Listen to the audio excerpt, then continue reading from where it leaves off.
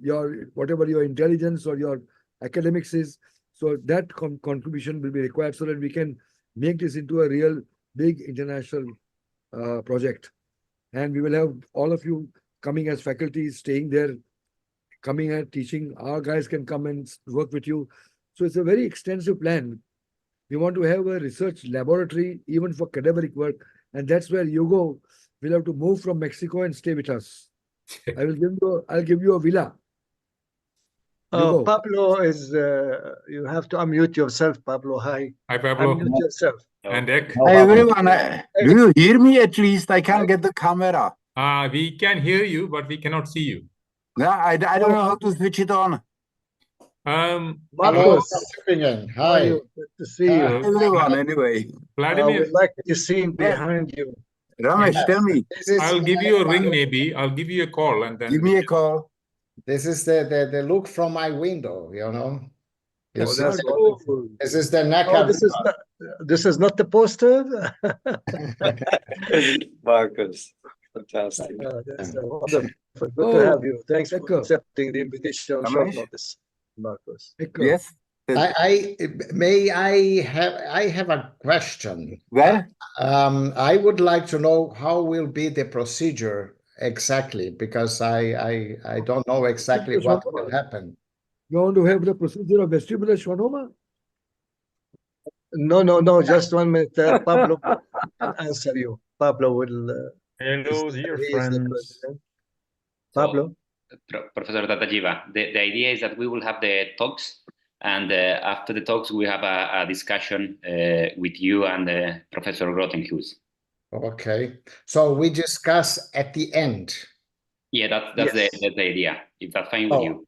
Okay, this was the question whether this would be the best way. So we both discuss at the end everything, or whether we divide the lectures and one of us discuss the first. That's also fine. How many? May I We have answer this 6 one, lectures, right? Pablo? May I answer this question? I know the time constraint because this was mentioned to me earlier when I booked this appointment with them. And I think for the sake, it's difficult for them to stay 2.5 hours in one shot. So perhaps we can divide the speakers if they want, if it's okay with you, Pablo. And I know because Marcos, he has to go somewhere in between. But it would be nice if you attend some of this lecture and discuss whatever you've been able, or you divide it with Gutenhouse. I don't know. Andreas is not joined us yet. He's So coming. we can do a discussion with Professor Tatajiva at the end of the third session, if you No. have time. How many lectures do we have? We have 3 in the first 7, session. 3 plus First 4. 3, and then another 4. another 4. Okay. 3 plus 4. Pablo, can you help Vladimir to get yeah. Pablo, I can't open the camera. Is this your regular computer, Vlad? The laptop. The regular one. Yeah, the one I've been using always. And the little light at the top of the screen is on. So, and in the bottom, you have your microphone and your camera on, both? Both on. So that means that maybe you have to go to settings of your computer. I mean, settings of this camera, settings of the computer. Yeah, settings of the computer, and then you go to camera. All right, I'll try to play with that. Okay. Thanks.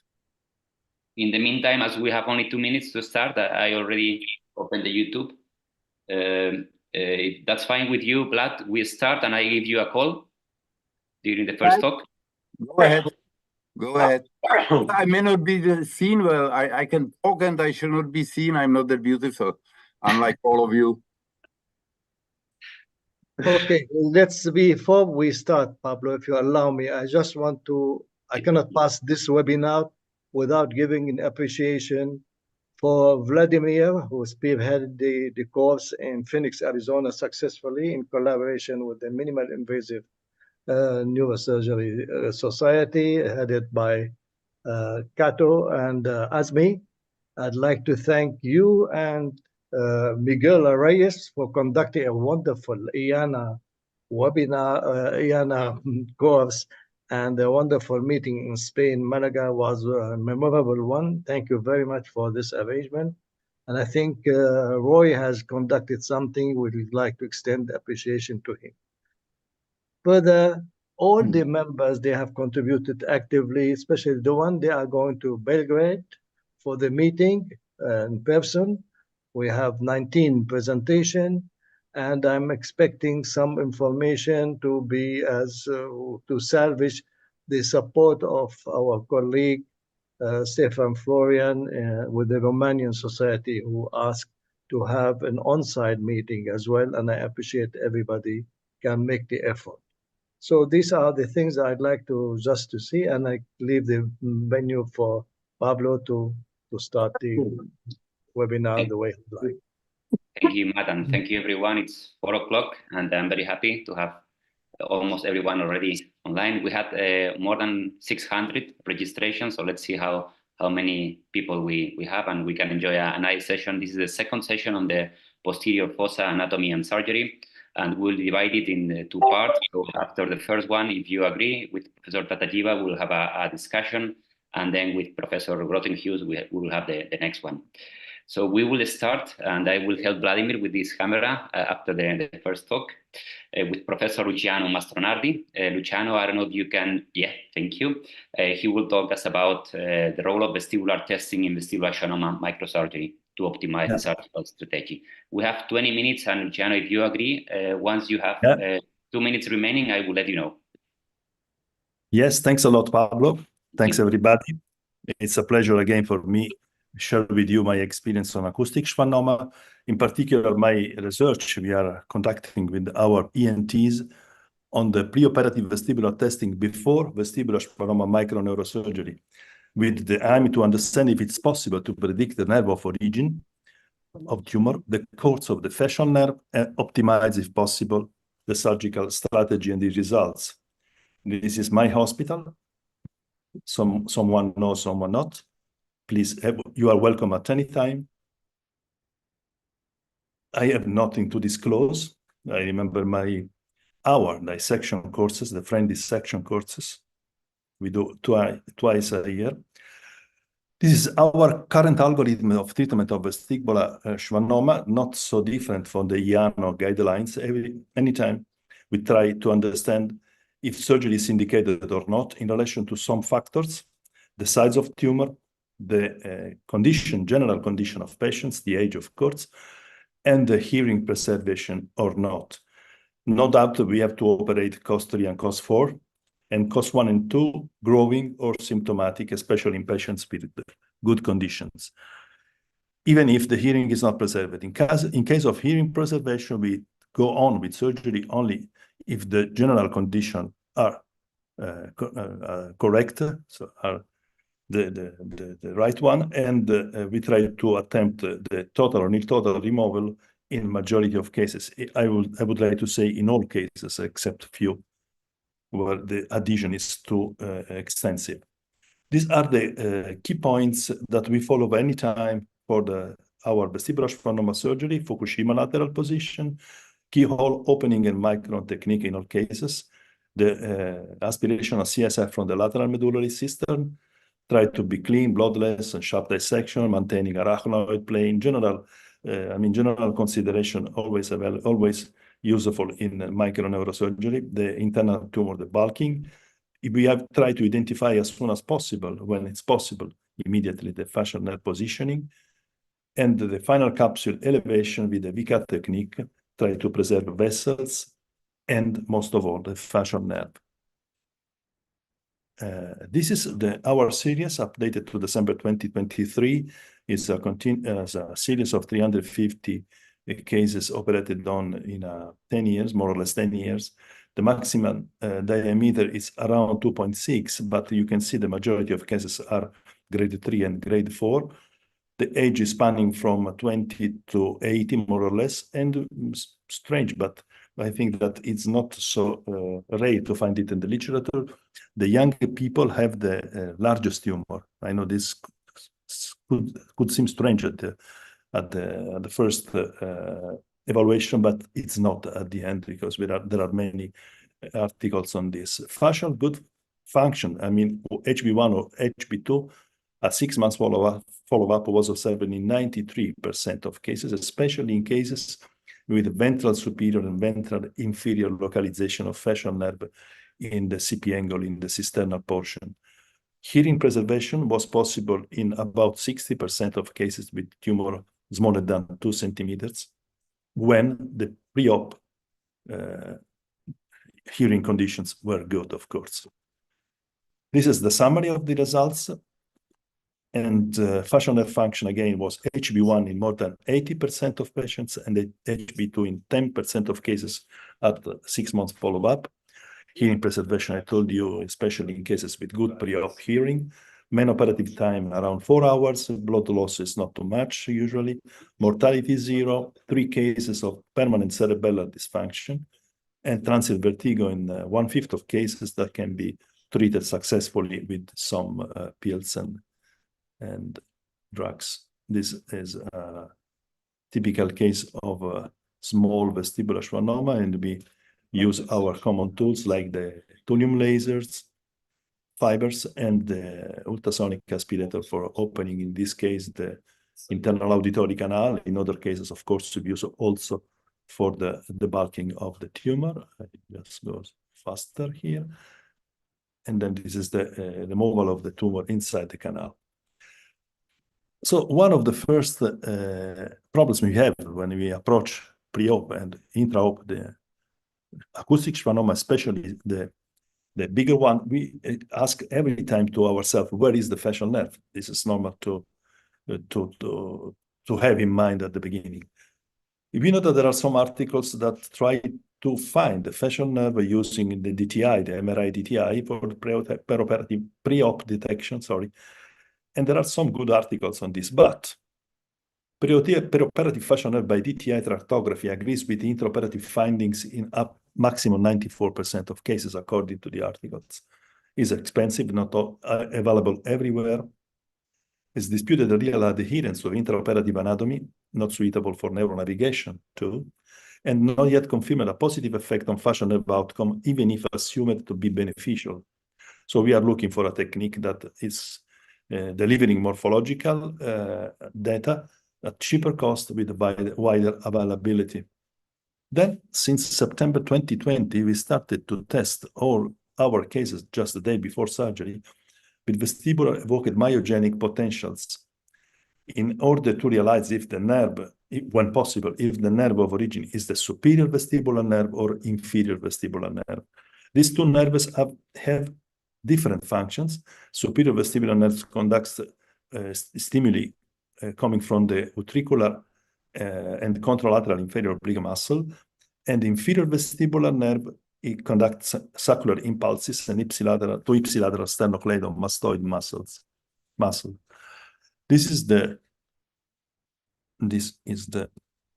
okay. On the left side, the normal pathways, and in the right side, we can see the alteration of reflexes when there is a stop in one of the points of the line of reflexes.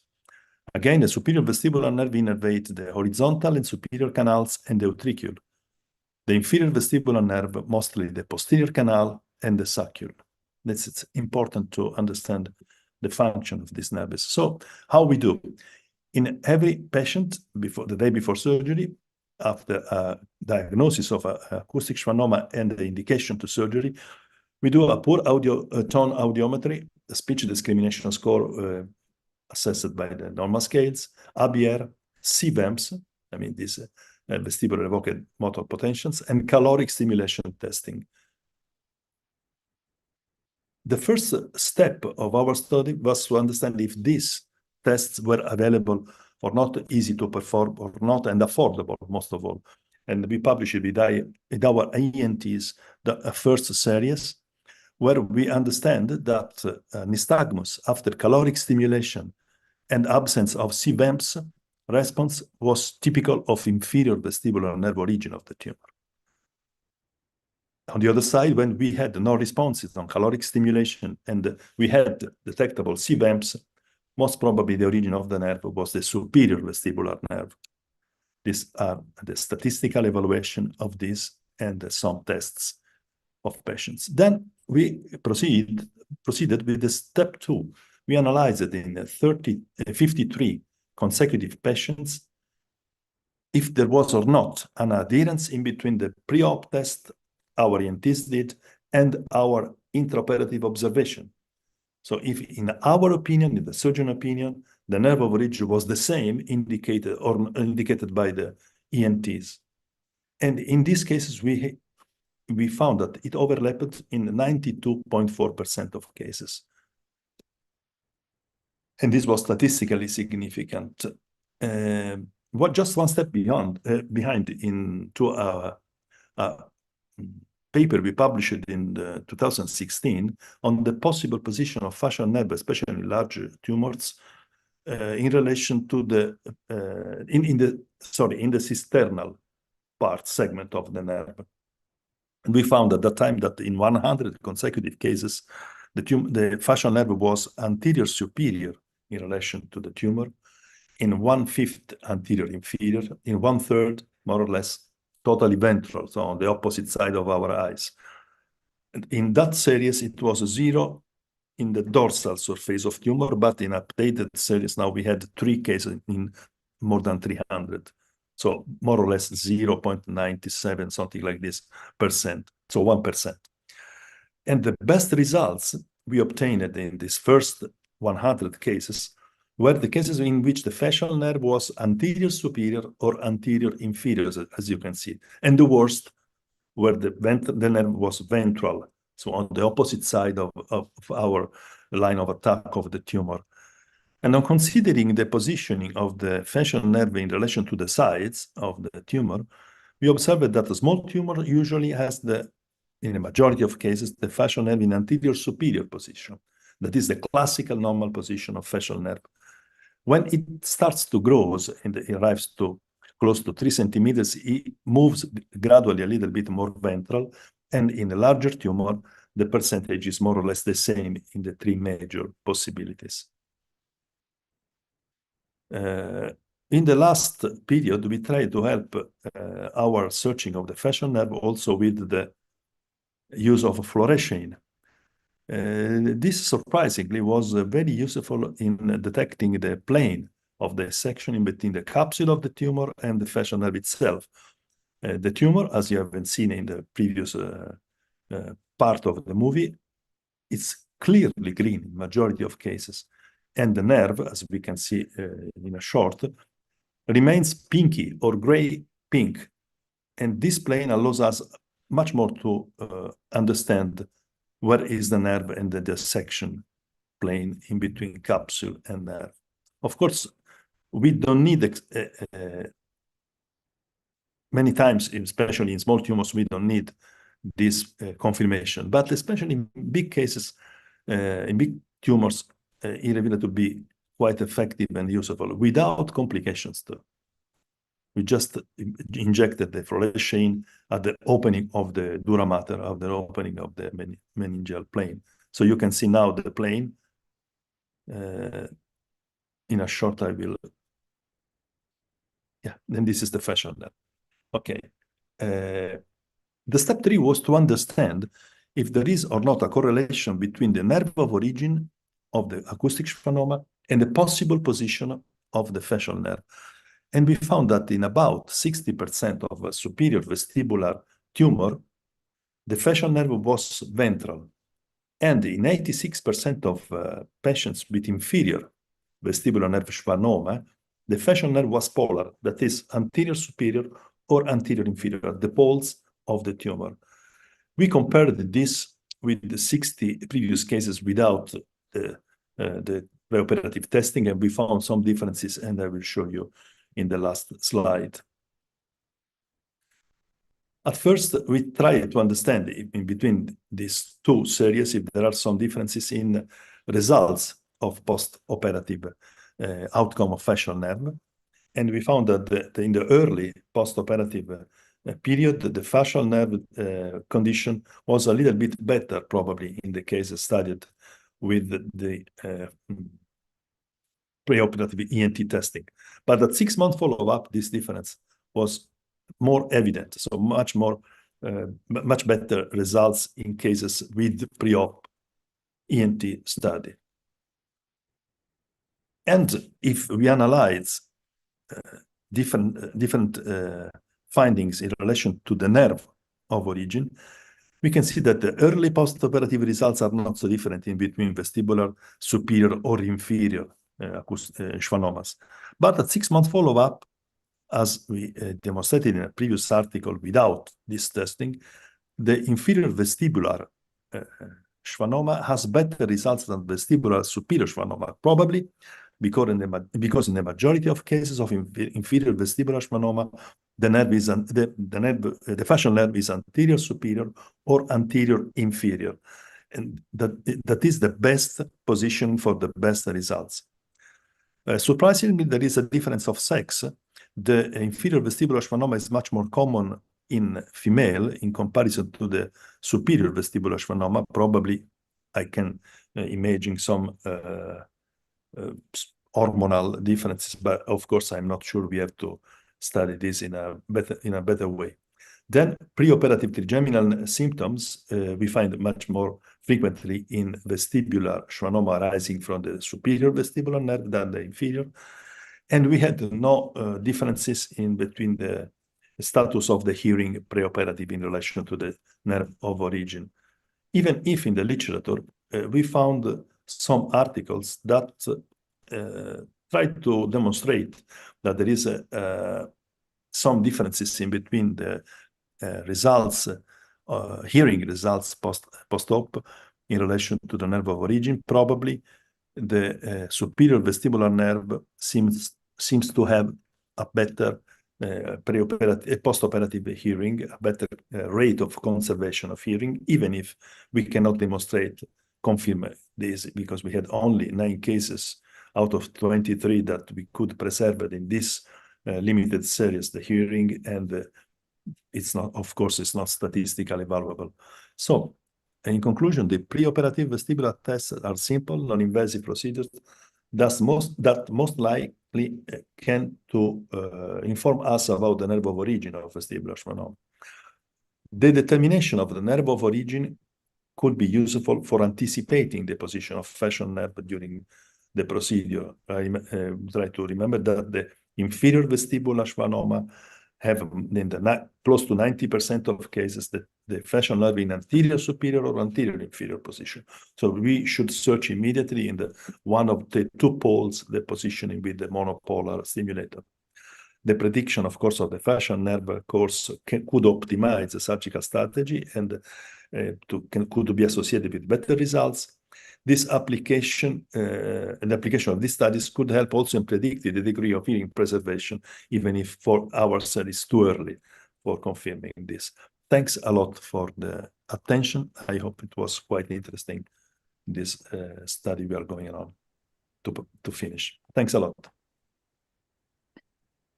Thank you very much, Luciano. It was really, really outstanding. You introduced many concepts. I'm sure we will have a fruitful discussion after the next 2 talks. And Vladimir, are you there? Yes, I can see me and hear me. I'm not muted anymore. I'm on 2 computers now to have it a little easier. Yes, I can hear some echo. I don't know You if can you hear all... some echo only, so I just switch on the one. Can you now hear me clearly? Much better. Much better. All right, so Henry is with us, and I would like to ask you, Henry, to talk on microvascular decompressions, please. Yeah, my pleasure. It's nice to see you all. I'm very happy to be invited again. Pablo, thanks for the invitation. So I want to talk about microvascular decompression, mainly about anatomy. Can you see my slide and it's moving? It's okay? Yes. Perfect. Perfect.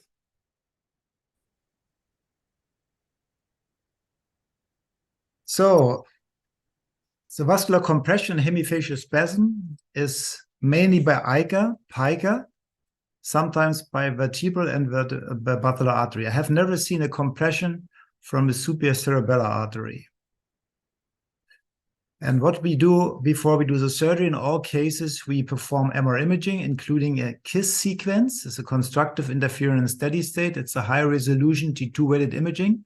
And you see here a loop of the pica compressing the exit zone. So the compression is usually far down and not really in the cisternal segment of the nerve. And that's why many times the radiology reports say there is no vascular compression, but when you look more deeper in the slices, then you see a compression. Additionally, we perform a TOF, it's a time of flight angiography, to differentiate between artery and a vein. And we found a very high accuracy when you combine these modalities of MR imaging. You can really differentiate between simple and complex compression in over 90% of the cases. So it's very helpful. The offending vessel, the most frequent in our study is the pica, followed by ICA, and then various compression of ICA and pica vertebral artery, sometimes 3 vessels, sometimes a combination with veins, but also cases where there was no vascular compression, but just arachnoid bands. And I will show you this later on. So the surgical technique, what we perform is we make a small inferior retrosigmoid craniotomy. The patient is supine with the head turned to the contralateral side, 45-degree rotation. And then we make a small opening. It's about 2 centimeter in size craniotomy. Here you see the turning of the head. We don't turn too much to avoid a venous compression. And then we turn the whole table another 30 degrees. So we can look precisely. We make a straight incision. And always we perform monitoring of the facial nerve, acoustic evoked potentials. And in the facial EMG, we record the lateral spreads.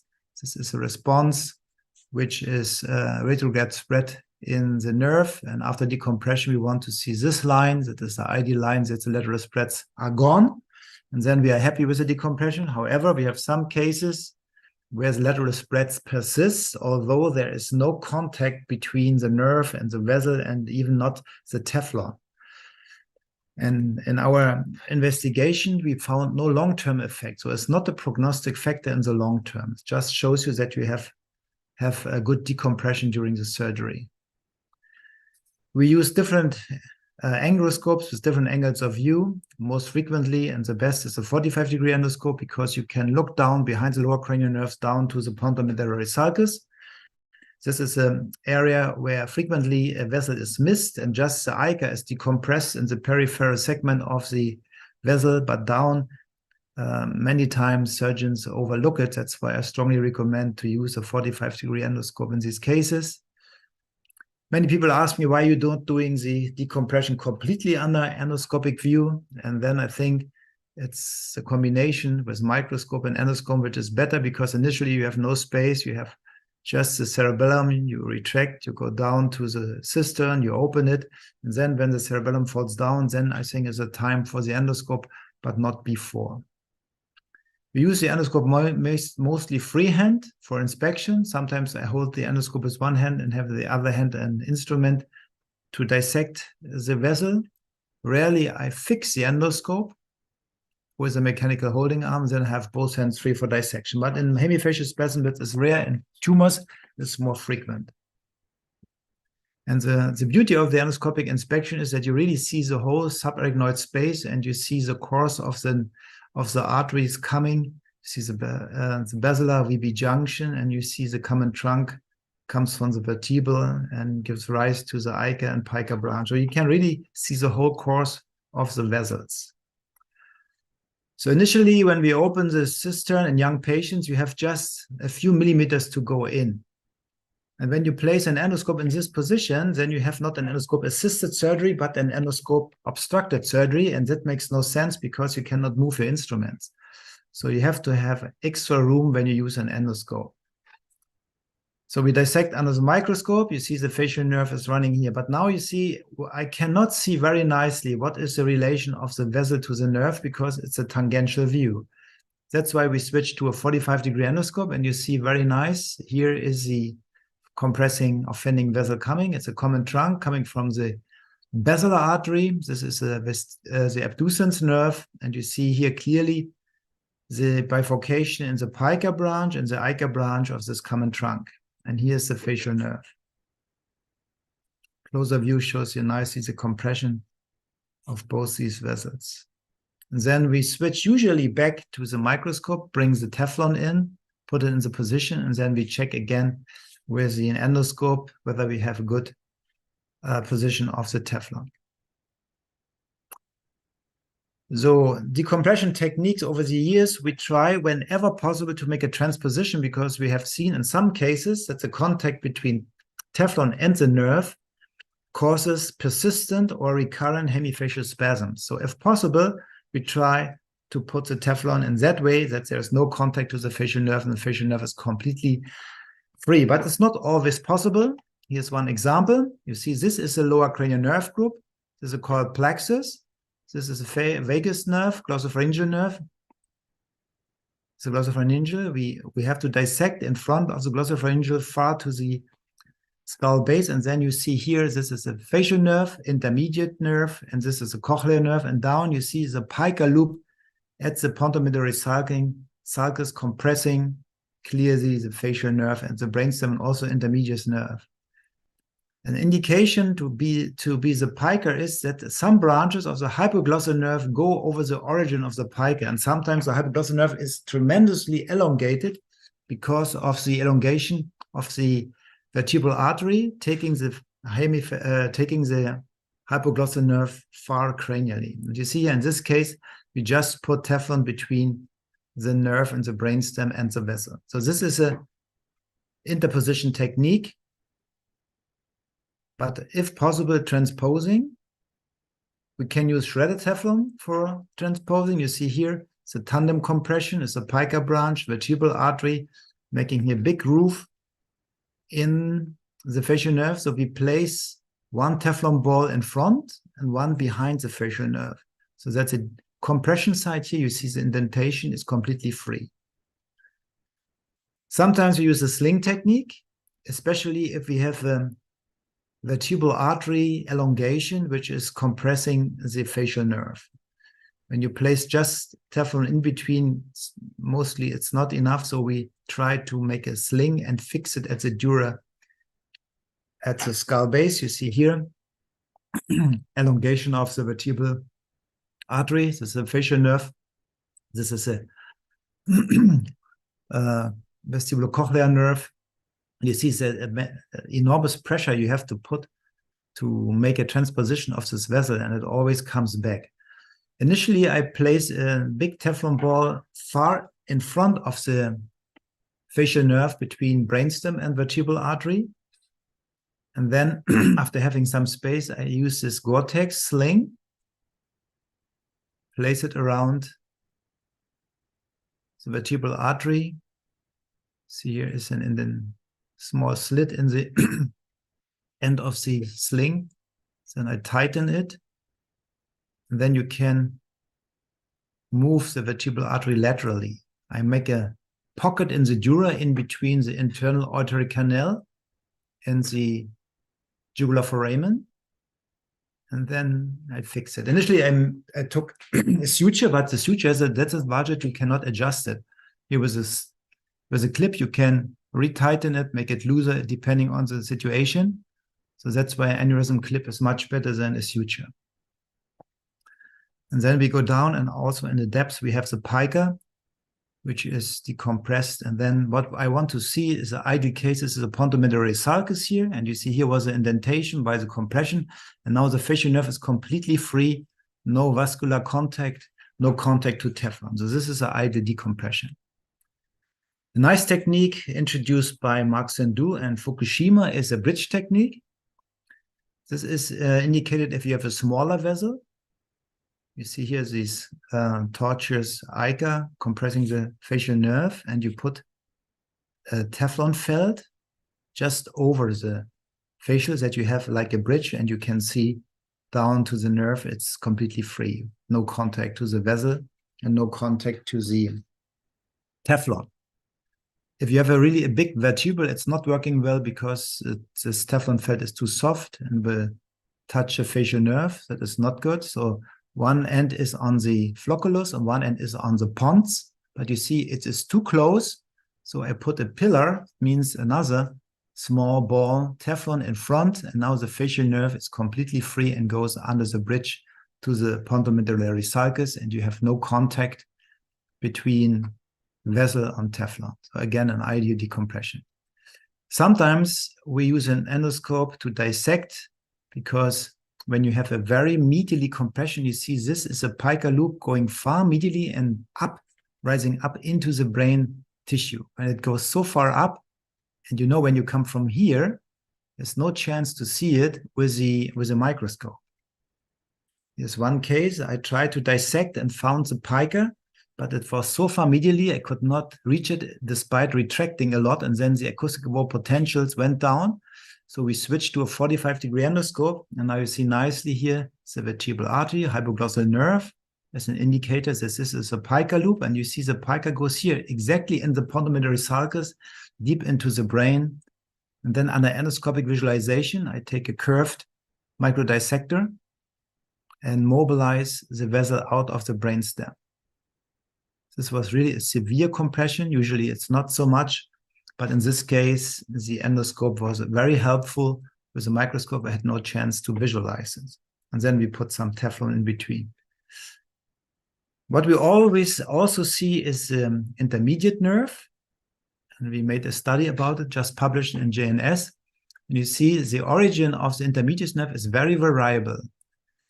Most frequently, it comes directly from the brainstem as a single bundle, but sometimes it comes from the vestibular cochlear nerve, sometimes it comes from the facial nerve, and sometimes it had even multiple origins. And also, there's always a vascular compression because a small branch of the ICA is going between facial and intermediate nerve. Sometimes it's a vein in between, this is the intermediate nerve, this is the facial nerve.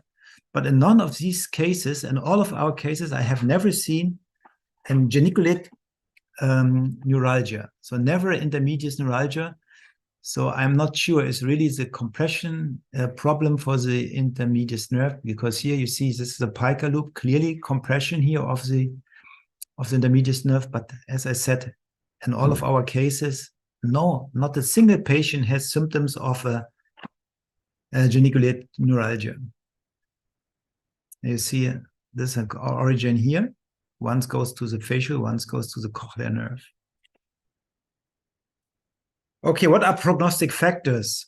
We found that when we have a central grooving, that means it's down in the pontomedullary sulcus, then the recovery is quite fast, not always, but quite fast. But what we have a peripheral grooving, that means in the transition zone between the central and the peripheral myelin, in these cases, we have sometimes incomplete reversal, like here you see the nerve is almost gone. It's just translucent. In these cases, it was not a good result, and sometimes takes a long time, like in this patient. It takes a long time until the recovery comes. So there might be a difference in the regeneration depending on the location of the compression. So again, anatomy, this is an academy for anatomy. So we want to talk about anatomy. You see here is a spinal accessory nerve supplying sternocleidomuscle and a trapezius muscle. But here, these branches are very important. This is the cranial branches of the accessory nerve containing the fibers for the larynx. And if you cut such a small fiber, it may result in complete hoarseness. So it must be very careful. Then we have here the vagus nerve, and the first one is the glossopharyngeal nerve. And here's the pica. Again, vertebral artery, pica origin, and you see here hypoglossal nerve is going around the origin of the pica, and here glossopharyngeal nerve and vagus nerve. With endoscope, you see it even a little bit better. You see here the course of the hypoglossal nerve, pica origin, ICA, and here in the depths you see the abducens nerve. Another view again shows you here as a pica origin from the vertebral artery compressing here the facial nerve. So the compression is very variable in hemifacial spasm. It's more interesting than in trigeminal neuralgia, where mostly you have superior cerebellar artery compressing it medially or from outside the ICA branch. But here it's so variable, it's really interesting.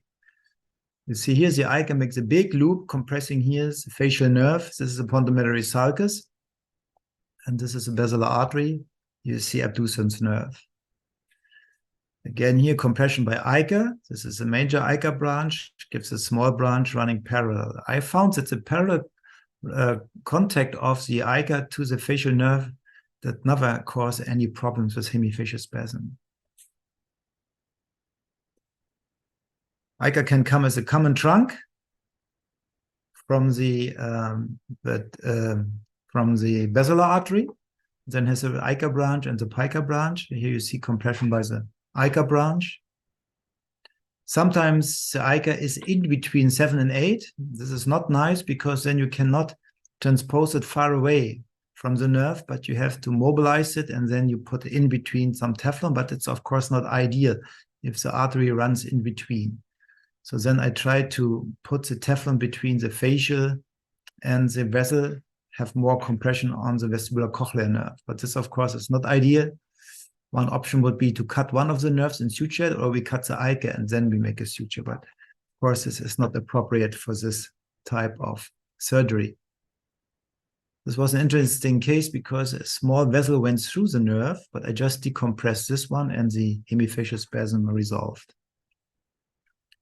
Sometimes you have a combination of pica and ICA and a vein. See, here's a pica running here. This is a facial nerve. And then you have a vein which is on the other side. So here's the vein running here, and here's the pica coming and having the nerve in between, compressing it.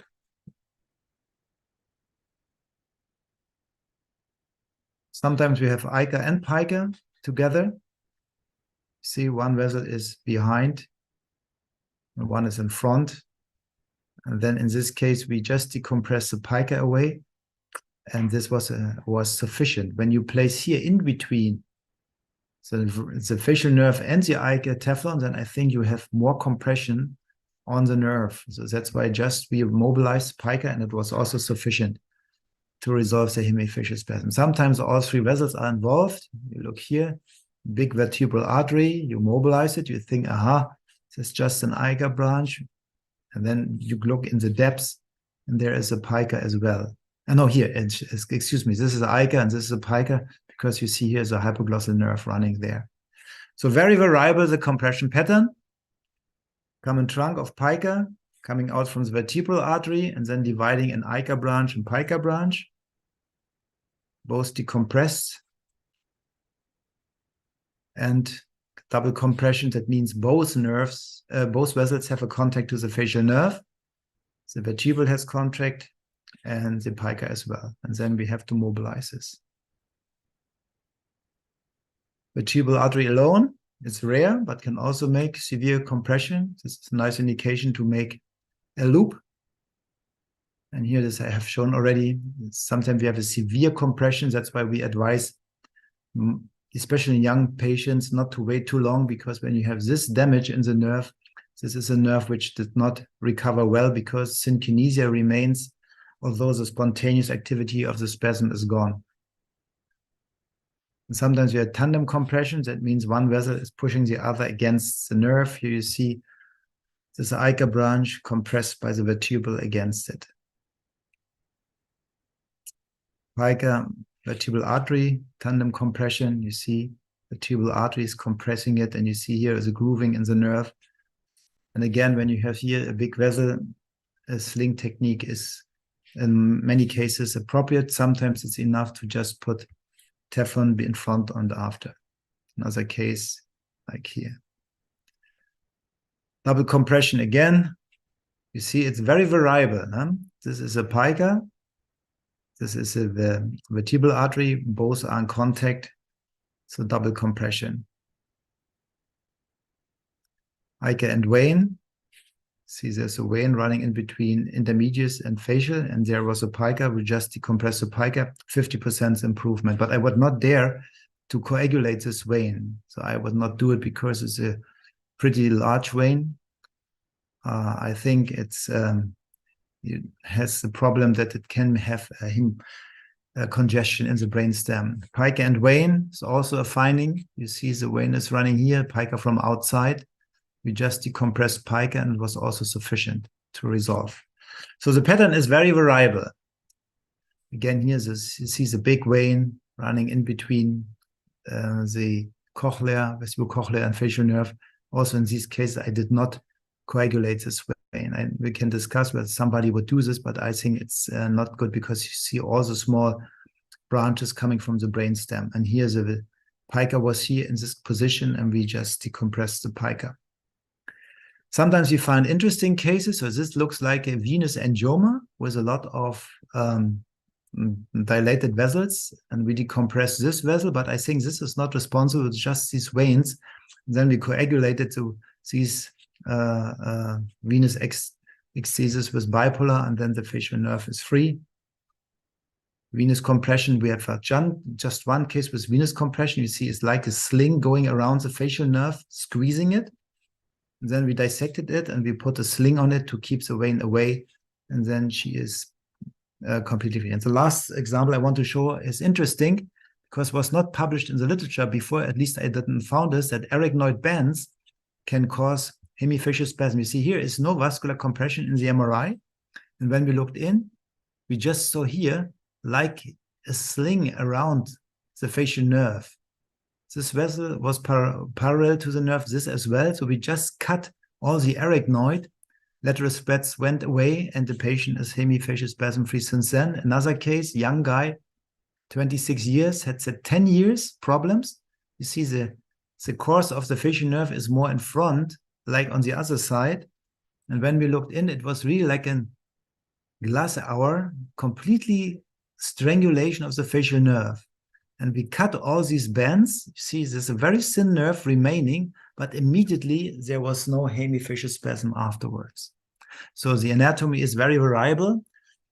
So I thank you for your attention, and I would stress the importance of an endoscope to look down to the pontomedullary sulcus, because in many cases, when we get recurrences from other departments, this vessel down is overlooked, and it's so easy to see it with an endoscope. Thank you for your attention. Thanks, Pablo, for the invitation. Thank you very much, Henry. That was, as usual, excellent. You gave us a nice overview. And I don't know if you can stay with us 20 more minutes, because we will have a discussion after that, and I'm sure there will be many interesting questions. So we move forward, and we have the last talk for the CPA.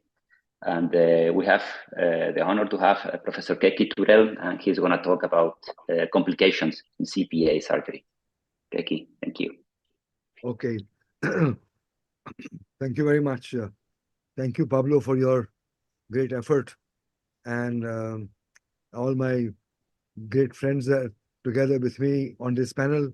Today's talk is not going to be an entire kaleidoscopic view of CP angle. It's only going to be focused on vestibular schwannomas, because the subject is too vast to be covered for other things like epidermoids and meningiomas and such things. So I will focus on vestibular schwannomas, and also I've tried to make the talk suitable for young neurosurgeons and resident doctors, so that masters like all of you may not gain anything significant from this, except that the complications which I'm showing in this lecture, as always, are my own complications, and I can tell you how to avoid them also. Can you see my slides now? Are you able to see my slides? Yeah. Yes. Okay. Okay. All right. Excellent. So, yes, courtesy, Pablo and Imar, thank you very much. So we know all these structures in the CP angle. This is very standard from skull base, meninges, cisterns, nerves, arteries, veins, and so on. And lesions by imaging can be enhancing or non-enhancing, and these are extraaxial or intraaxial, and then can be non-enhancing lesions can be high T1 or low T1. So this is just an overview of what kind of pathology we can see, and so many things that you can talk about when it comes to complications. Each one of them will have its own story. So talking about benign tumors, we see mostly schwannomas, 80% of them. Just a fifth of them will be meningiomas and some other lesions like epidermoid. There's a clinical staging to estimate the probability of severe post-op complications in these patients. And the way they present it at the time of your consultation, they will tell you the characteristics of tumor subtypes, and therefore a staging system has been presented which shows, which considers two things: symptoms of presentation and the tumor size, and that will predict the severity of surgical complications. So they found that out of 185 patients, almost 22% had severe postoperative complications, and they were more likely to have larger tumors, vestibular symptoms, and recent hearing loss. So we always say we anticipate or prevent complications, and factors more prone to complications are these, and I will take one after the other in a very, very quick way. So this is a lady with a pre-op deficit of facial paresis and hypoesthesia on the face. And naturally, when you talk to these patients, you have to tell them that there is a likelihood of a slight worsening of the preoperative deficit.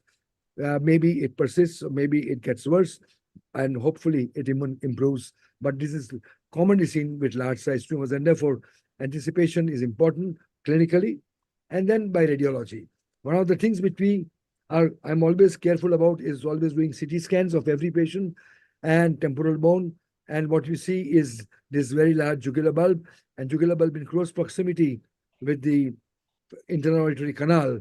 And that you have to be very careful, as you can see in the image on the right side, and on the CT scan on the left, bone destruction.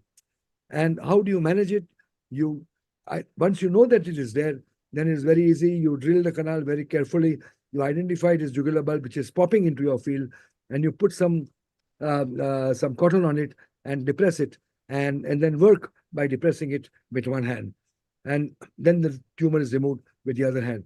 But you must make sure that you don't get into the jugular bulb. As you see over here, I was aware of it, but in spite of which I couldn't help opening it. And here you can see me putting a little bit of wax, bone wax, and then continued. You can see the internal auditory artery, which is dorsal to the tumor here. And this artery is also another complication, another hindrance to the removal of tumor, which is lying ventral to it. So the other kind of imaging is MRI imaging. We heard very beautifully from our friend Mastronardi, how Luciano, that if you did the DTI fiber tracking of the facial nerve is extremely helpful and very useful. I don't know how many people do it and how many people agree with it also, but this was one of the papers presented by Majid Sami long back in, I think, 2014. And it shows the presence of facial nerve and how to predict it by preoperative imaging. This was also written in a nice paper by one of our Indian colleagues in the All India Institute, and they predicted the facial nerve position in these large schwannomas, and they correlated to about 93% in intraoperatively, or 89% concordance. Size, as I said at the very beginning, is most important, and size does matter.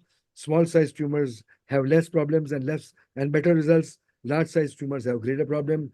And the risk for this has been shown in a paper by Mario Sana, that any tumor larger than 3 centimeters has a 6 times greater complications than patients with smaller tumors.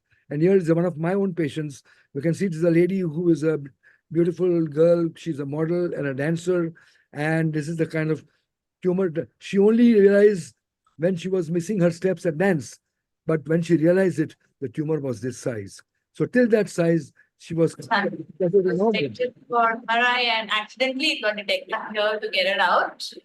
So she's pretty intact preoperatively, and then I operated on her, and I could not remove I did remove most of the tumor, but I left a sliver of tumor behind, and this is how she is postoperatively.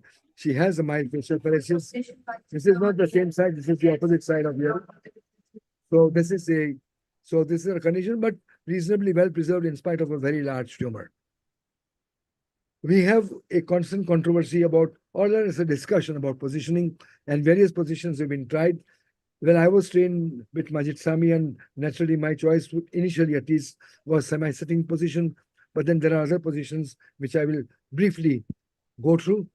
Now, in semi-sitting position, you must remember that the position at the top is not at all correct. The patient is semi-sitting, but the knees are way down. The legs have to be above the level of the heart in order to overcome air embolism, so that if air gets in, it gets peripherally into the lower limbs and not doesn't go into the heart. The advantages of this position are quite a few. It's a lax brain, and there is a minimum or no coagulation. Blood drains away, and you can have a two-hand dissection. And therefore, it's a faster operation, better preservation of structures, and best suited for large tumors. But it carries the major complication or disadvantage of air embolism, and this is particularly a problem with elderly patients with cardiac dysfunction. PFO is a contraindication. But of course, when you are sitting the patient, you need to retract the cerebellum for most of the initial part of the operation. But you also have to have transesophageal echocardiography. And therefore, if your anesthesiologist is not familiar with this, then we do the other positions, namely supine with the head turn or lateral park bench, which is one of my favorite positions. And then what we learned from Imad Kanan is this half and half position, which I have used in quite a few patients, and it gives you a kind of a compromise between lateral position and semi-sitting position, half and half position. So here you can see me having an advantage of imaging, and now we have neuronavigation and at the same time monitoring. So we have neuro monitoring and neuroimaging, and this is a lady who is the wife of a Saudi diplomat in Bombay, and on whom I operated. It's a response from all three muscles, sir. Okay. So we do navigation and we do monitoring. The next point comes about once you position the patient and put all the leads, what is the kind of incision that you will make? You must be aware of the surface anatomy. We have a greater auricular nerve and you have a lesser occipital and a greater occipital, all of them labeled over here on your left side. So I've seen that sometimes patients have tremendous pain, neuroma pain, or sometimes very bad headache on account of retraction or damage to this occipital nerves. So the incision is usually either a lazy S incision or a C-shaped semicircular incision. And you must know the position of these nerves, as you can see over here, and accordingly the incision would be a lazy S or a C-shaped, according to your choice. How do you identify? The most important point for this incision is the identification of the transverse sigmoid junction. And this I find very useful is a simple point, which is a depression above and behind the mastoid. And this is almost always visible and palpable. And that would be the point of identification of the transverse sigmoid. But there are other ways of identifying, that is the junction of inguinal line with digastric groove. The reason for doing this is that you want to have your burr placed very accurately so that you can make a nice craniotomy without damaging any of the sinuses. But there are people who are not very confident of that, and therefore they would make a burr somewhere nearby and then do a bone nibbling and not do a craniotomy flap. I usually choose to do a craniotomy, but this is entirely left to your discretion. And therefore, you see me doing this burr, and then I will put my burr on transverse sigmoid, and here is my craniotomy flap. It's a 3 centimeter craniotomy. The incision can be, the dural incision can be either a T-shaped incision or it can be a semicircular incision parallel to both the transverse and the sigmoid junction. And therefore, you can see these incisions over here. Once you start exposing, you may have bleeding from the emissary veins and the dural sinuses. And this is much more problematic if the patient is sitting, because that can cause air embolism. It's much less in a park bench position. So when you do a craniotomy, you run this risk. And this is again my case where you have had a puncture in the sigmoid sinus. So you try to put a little bit of Surgicel fibrillar and give a little gentle pressure and then continue with the operation. You should not plug the sinus too much, otherwise you block it and that can cause further compression. So in large tumors and those with high intracranial pressure or those which are producing hydrocephalus, the first dural nick is made over cisterna magna. Once you make that and the CSF comes out, it causes brain relaxation, easy dural opening, and gentle brain retraction. And this is very useful to complete the dural incision thereafter. Now comes the question of retraction, cerebral retraction. You must be very gentle and patient with the cerebellum, allowing free drainage of CSF until the brain completely relaxes. In a young patient, the brain is a little more full or even more tight, and therefore more retraction. In elderly patients, there is atrophic brain, wide cisterns. You don't even sometimes require retraction, but you must be careful. The vessels will be atherosclerotic. Now here I am retracting. The retractor is here for the trigeminal neuralgia. So I am retracting from above downwards. You can see the sigmoid or promontory of the petrous and premeatal. So for trigeminal, that is the correct way. But for acoustic neuroma, this is the correct way. Sorry. For acoustic neuroma, this is for the trigeminal. And so you go from above downwards, and the correct way for the CP angle acoustic tumor is from below upwards. You lift up the cerebellum and you can see the lower cranial nerves, and then you go further upwards. Tumor debulking, once you identify the tumor, you cut the arachnoid and then you go straight into the tumor. I start with major debulking. That means you open the surface of the tumor, start debulking using a variety of instruments, tumor forceps, but usually CUSA does a rapid debulking. And then once you debulk, you do not go up to the capsule, then you start peeling the capsule from there. And that's the second level of debulking, and then separating the tumor from the cranial nerves. And you can see the facial nerve right at the top. So when you're using CUSA, you must be rapid tumor debulking. Where is the marker? This mouse. No, on the patient. So mouse I want. So CUSA may perforate the thinned out tumor capsule and the arachnoid layer around it and could damage the neurovascular. So you must leave a shelf of tumor capsule all around. So here you can see the facial nerve right at the top on the left-hand side, and the major tumor debulking, and now the final tumor debulking. You can see the brainstem veins. Be careful. In this case, the arachnoid was hardly there. It was a very tightly adherent tumor to the brainstem, and it is a big challenge to preserve the brainstem veins and the brainstem structure. So staying within the tumor is very important, and that holds the key. So that way you can stay away from entire neurovascular structures. You will still find in a very large tumor the ICA very adherent or very close to the tumor, and some of its branches may perforate the tumor and may be supplying the tumor. Many of them are just adherent to the tumor, and you can peel them off. So you don't have to coagulate everything. You only coagulate, so you can see me peeling. So these vessels are not to be sacrificed. Only that which is entering the tumor capsule. So you can see I've separated out without damaging it. So from the ICA, these are the tumor vessels which can be safeguarded and safely preserved. Here you can have internal, very rarely, internal auditory artery or labyrinthine artery. It enters the canal, and in this case, it is sitting on the dorsal surface of the tumor. And this creates a problem because you have to preserve it all the time and then do the tumor debulking dorsal to the artery. You have to be careful about the vessels, pica, perforators. On the left-hand side, this is a final picture as I had about a large petroclival meningioma, and after removal of that, you can see this tremendous vasculature with all the perforation of the perforators and the basilar artery and so on. On the right-hand side, you see a pontine infarct occurring as a result of a overstretching of one of the pontine perforators during CP angle surgery. You must be very careful about the veins. In this case, the vein in question is the petrosal vein, and you do not sacrifice it unless and until you are not able to spare it. So here you have this patient. Oh.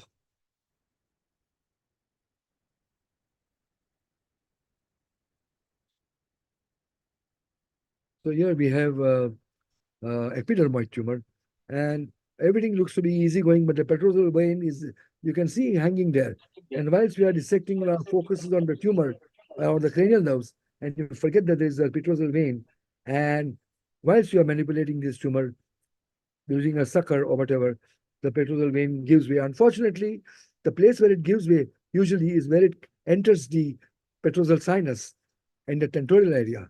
And you can see it's far away. And where it bleeds, it creates a big mess. Sometimes it's very difficult to identify from where it has bled. And then you have to be very gentle, careful, put some fibula, put some Surgicel, wait for the bleeding to stop. Sometimes you don't sacrifice this vein. Actually, the place from where the vein bleeds is usually at the tentorium, where it enters. So there's a very big question about whether you should sacrifice the petrosal vein in MBD. So those who are, there's evidence which is comparing the operative outcomes of patients who underwent MBD with and without petrosal vein.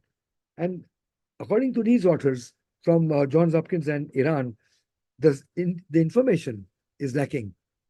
They did 6 studies yielding 1,143 patients, and 618 patients had sacrifice of the petrosal vein.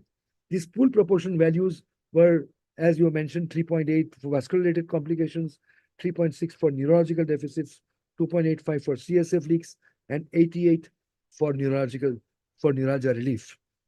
The meta-analysis concluded that whether the surgeon sacrificed or preserved the superior vein, the odds were similar for all these complications. In other words, superior petrosal vein sacrifice is as safe as superior petrosal vein preservation. The authors recommend intentional sacrifice when gentle retraction fails to enhance surgical field visualization. And if the surgeon encounters this petrosal vein related neurovascular conflict and or anticipates impending bleeding, then you can sacrifice it. And they find that there is no difference in the outcome.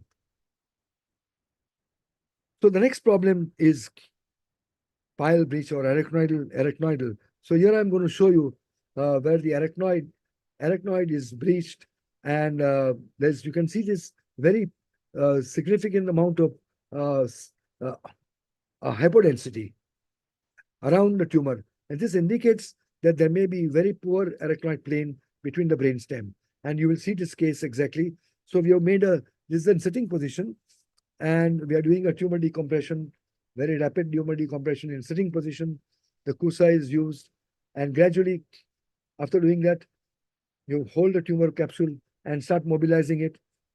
And once you can see, having a view of where the internal auditory canal is, then you start drilling the canal, identify the tumor outside the canal, inside the canal, and then you hold the tumor capsule throughout and keep on peeling it away from the brainstem.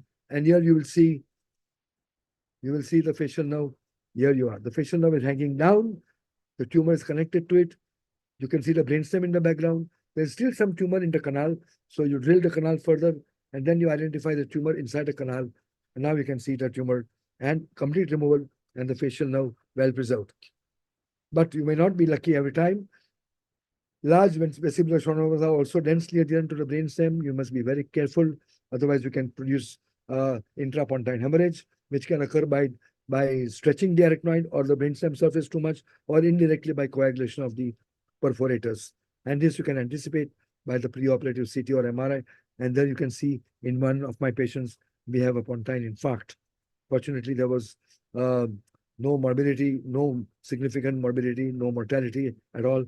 And here you can see this is the patient where you have very significant compromise of the arachnoid between the tumor and the pons. Now, how do you identify and drill the internal auditory canal? So this is the length is canal and the height is. So this is the Tübingen line. I'm sure Marcos will understand. He is the one who has described this from Tübingen. So this is the Tübingen line where the dural folds go right up to the top, and that's the place where you have to drill, and that's the place where you can find the internal auditory manas. It's particularly more important when you have a very large tumor, and you cannot see the internal auditory canal at the beginning. So so after cerebral retraction, the first cranial node to be visualized is 7th-8 complex, and so don't be fooled. So that's the Tübingen line, and you can see the 7th-8 nerves right over there. So this is particularly, now if you retracted the brain, this is a patient with MBD. And you can see the 7th and the 8th over here. The 5th nerve will be far deeper, far anterior. And that's why when you move forward, you can see the facial nerve, the trigeminal nerve, and you can identify the vessel complex. So drilling of the canal. The length, breadth, and widening of the canal can be read on the CT scan. Schwannoma rises from within the canal and comes out. You drill the internal canal. When the canal length is normally about 11 millimeters or 10 millimeters, but you don't drill the entire canal. You drill 5 to 7 millimeters so that you don't damage the fundus or the semicircular canals. And if the tumor extends beyond the drill bone, then you can use an endoscope to visualize. So here I am in the canal. I'm taking the tumor out from the canal, and you can see the fibers of the facial nerve. And now the canal is empty. And this is the place where I would stop outside the porus acousticus.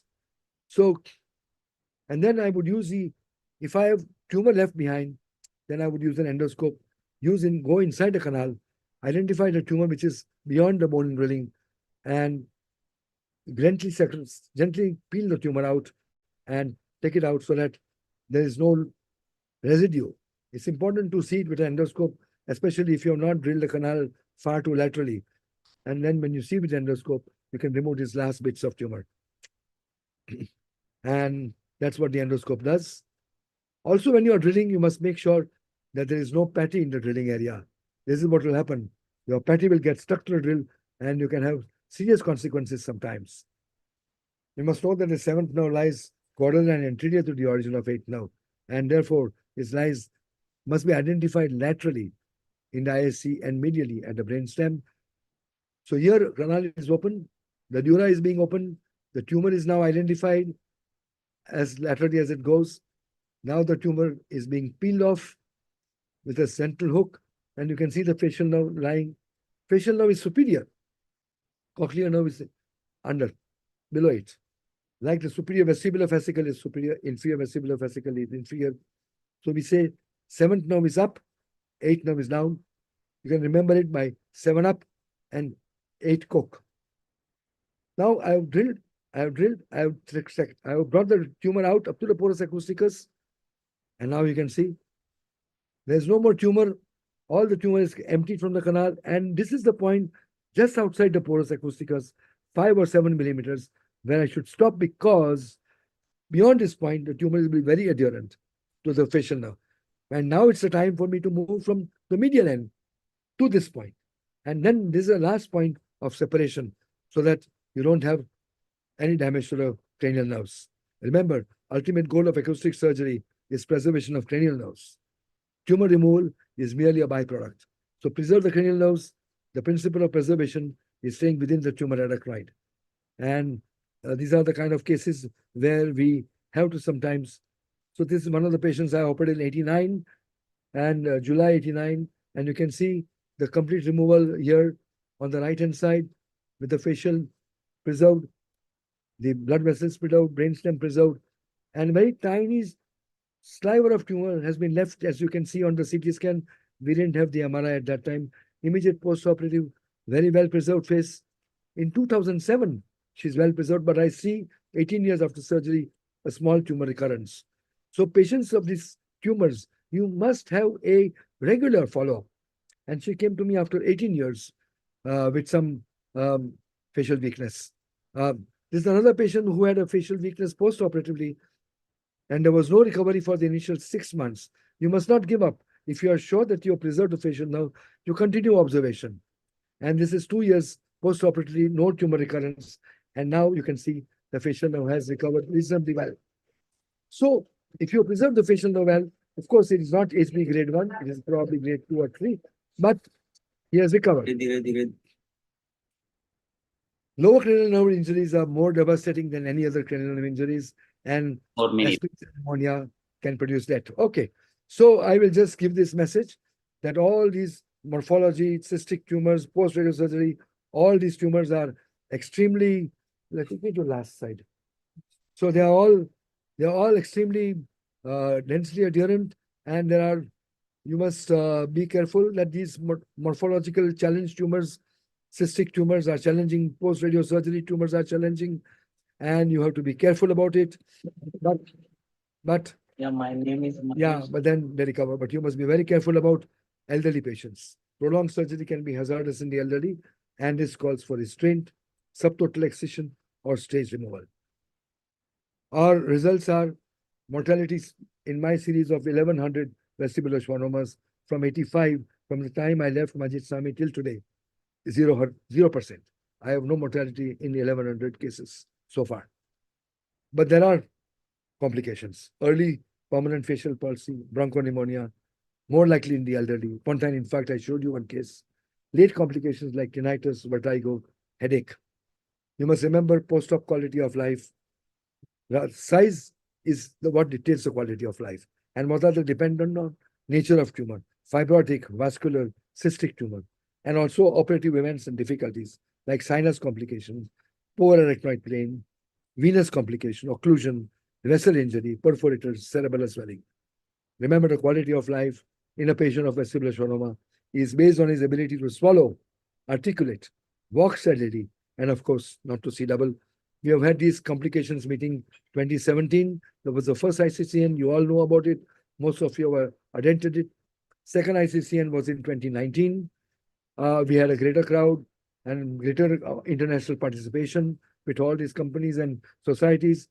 Third ICCN was, as you know, during the COVID time. It was entirely on the computer, and we had 12,800 neurosurgeons participating in this meeting, virtual meeting.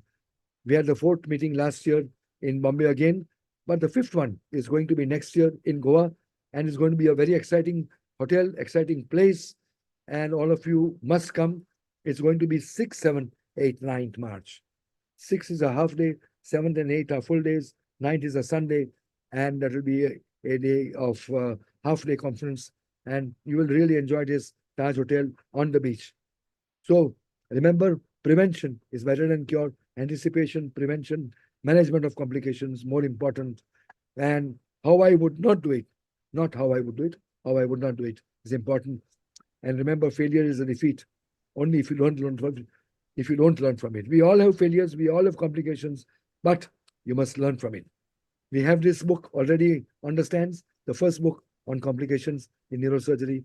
The second one is going to be out very soon.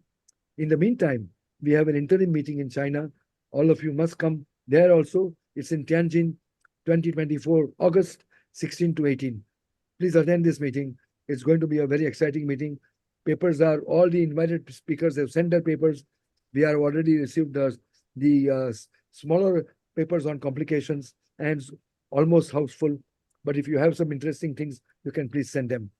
Thank you very much for your attendance. And I'm sorry for exceeding my time by a few minutes. Thank you very much for your patience. Thank you.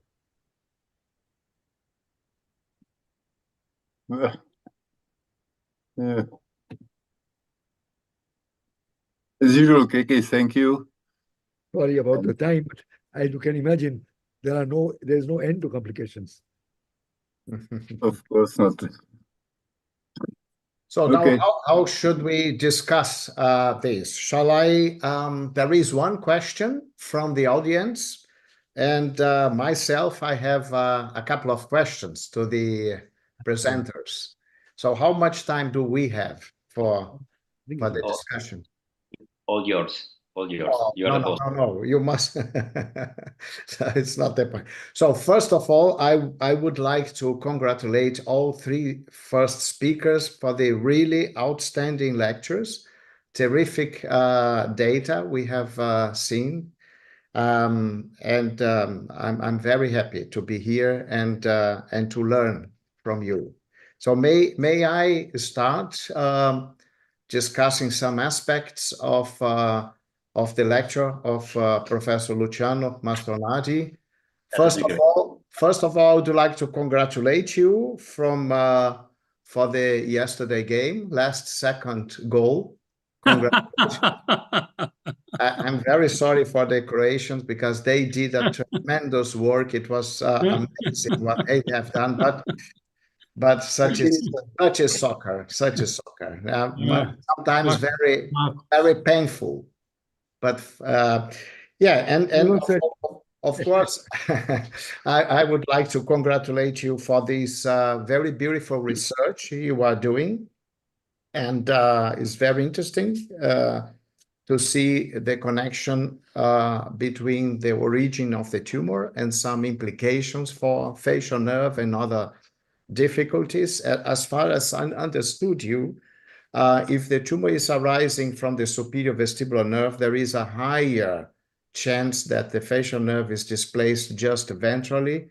And the question is, do you modify your technique if you know the facial nerve is located more ventrally? You are going anyway from the retrosigmoid approach. Is that true? Or do you change to translab?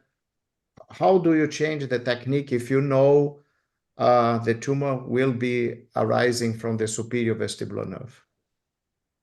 No, I don't change in any case the approach I do in every case is the retrosigmoid approach. The difference is that if can presume where could be the facial nerve, I'm searching the origin from the brainstem in a different way, and I can confirm as soon as possible its cisternal pathway.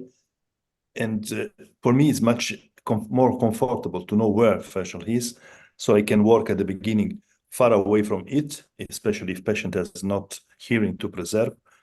And I can debulk as much as possible far from it and then gradually go close to it. And this makes me a little bit more confident with my dissection. And probably, I'm not sure, this is the reason of the better results we had after the introduction of this pre-op testing. But of course, is not sure 100% that changes radically the technique, not changes radically the technique. Right. That's true. And in your, thank you very much for this answer. And in your opinion, which would be the best condition for the first for the facial nerve, and the worst one? So you mean the in terms better of location, in terms of position. location, trajectory, yeah. The best location are for sure the anterior superior, I mean the traditional normal position, and the anterior inferior position. For sure, the worst is the dorsal one. And by fortune, it's quite rare and it's not common, but you have in that case to struggle in between cranial and caudal to the nerve. It's, you know, very well, I think this, I don't have to teach anything to you about it.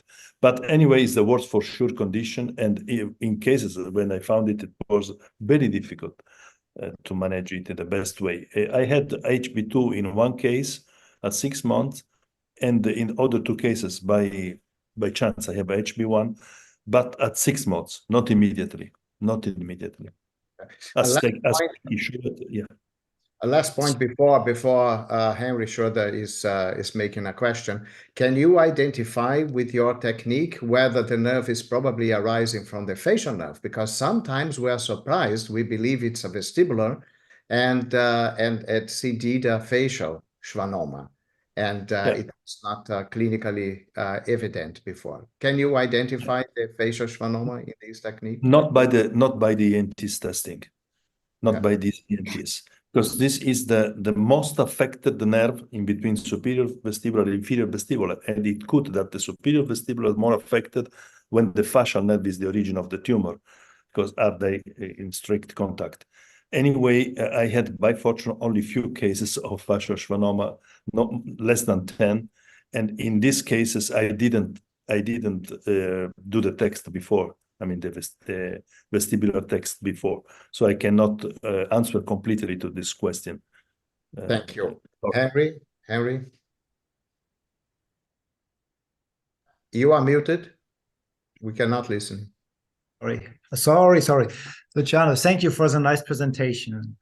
I have a question. I have sometimes cases, there is a facial nerve dorsally. It's rare. If a small tumor it is, and you can differentiate the nerve, you dissect around it. But I had one case, it was, I think it was a grade 3, and the whole dorsal surface was facial nerve. So I could stimulate the whole, it was not just a few minutes, but the whole hemisphere of the tumor could be stimulated by any touch. Immediately it fired.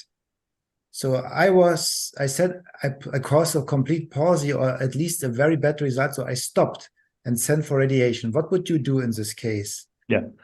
Thanks for the question. So I had 3 cases of dorsal out of 300 and more. of dorsal positioning, and only in one case I had the similar situation you had.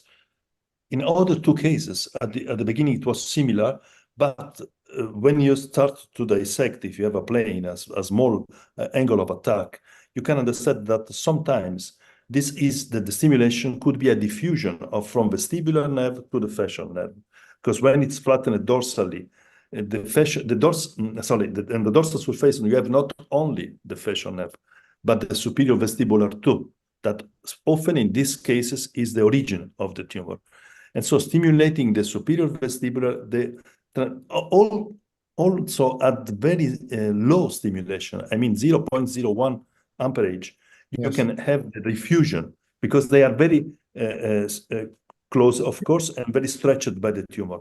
But if you have a plane of attack and you can remove gradually the tumor, the bulk of the tumor, this stimulation, the area of stimulation reduced only to the facial itself. But I had one case exactly like you told before, and in this case it was extremely difficult. I did only a partial resection, not more, and it was extremely difficult. One patient I had the same situation, was terrible, of course.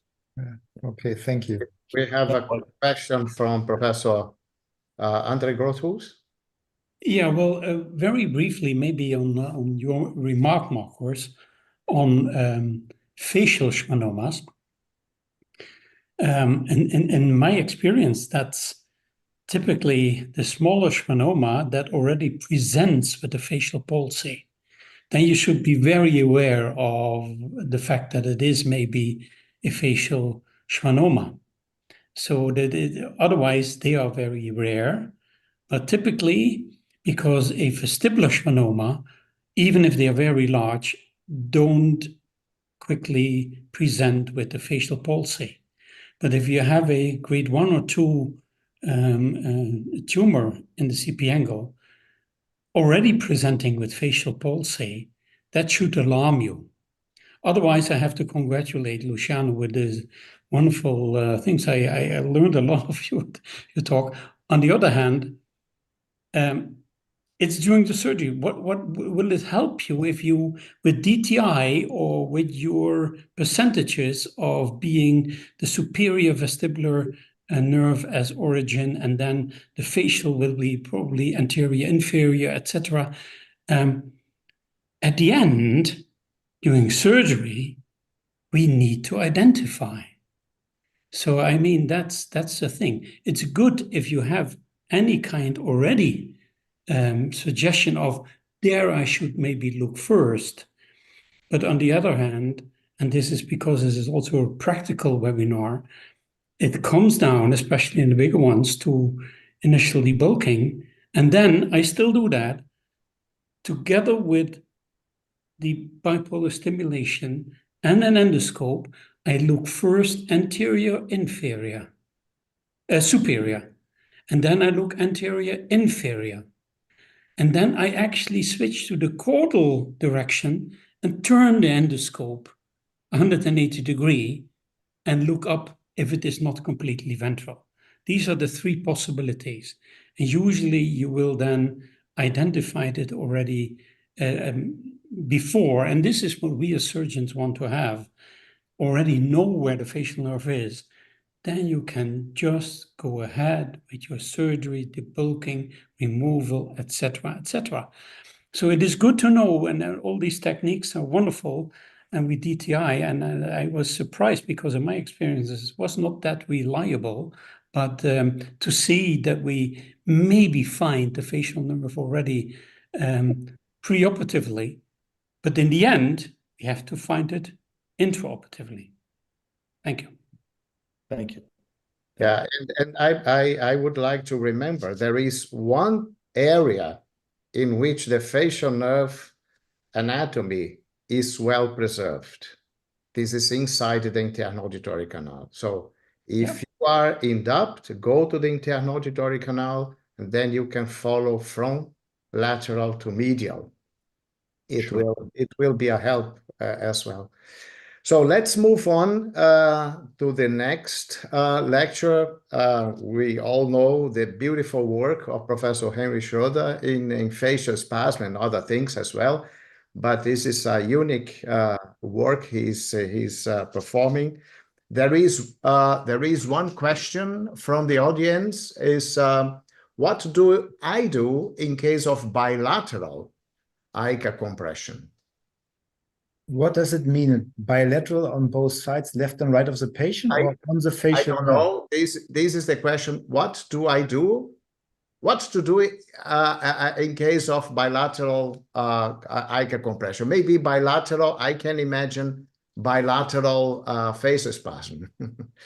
Yes, and you decompress both sides, one after the other, but not by the same approach. Even with nanoscope, it's difficult. No.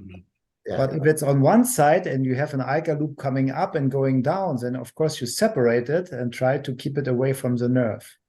But usually it's down at the proximal part. I have seen very frequently an ICA which is in the peripheral part. Some people say this may cause heavy facial spasm, but I have not seen this reliably in my series. I guess if you have a really bilateral facial spasm, you must arise suspicion of inflammatory disease of CNS. Maybe yes. Could also be the reason instead of vascular compression. But our chairman has a question as well. Yeah.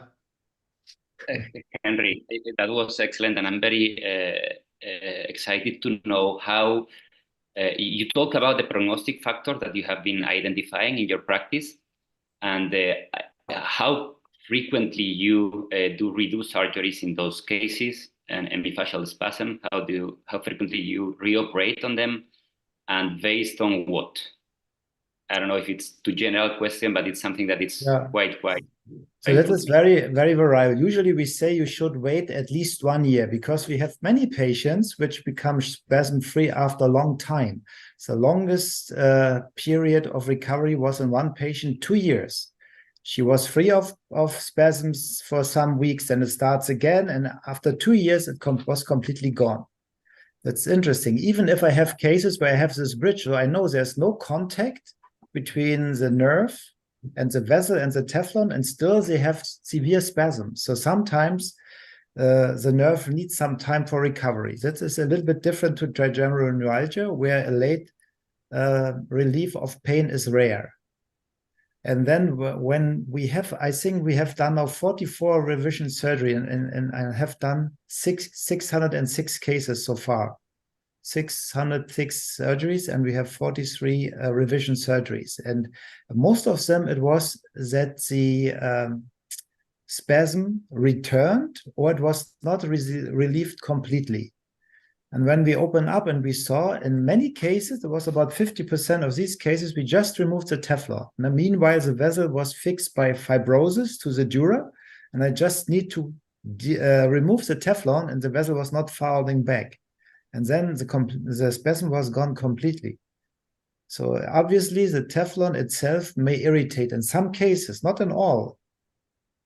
And the review of our paper, which we just published in neurosurgery, he said it is not true, and I put always the Teflon in between, and in most patients nothing happens. But it's correct, in many patients not, but in some patients the nerve is obviously vulnerable to this contact.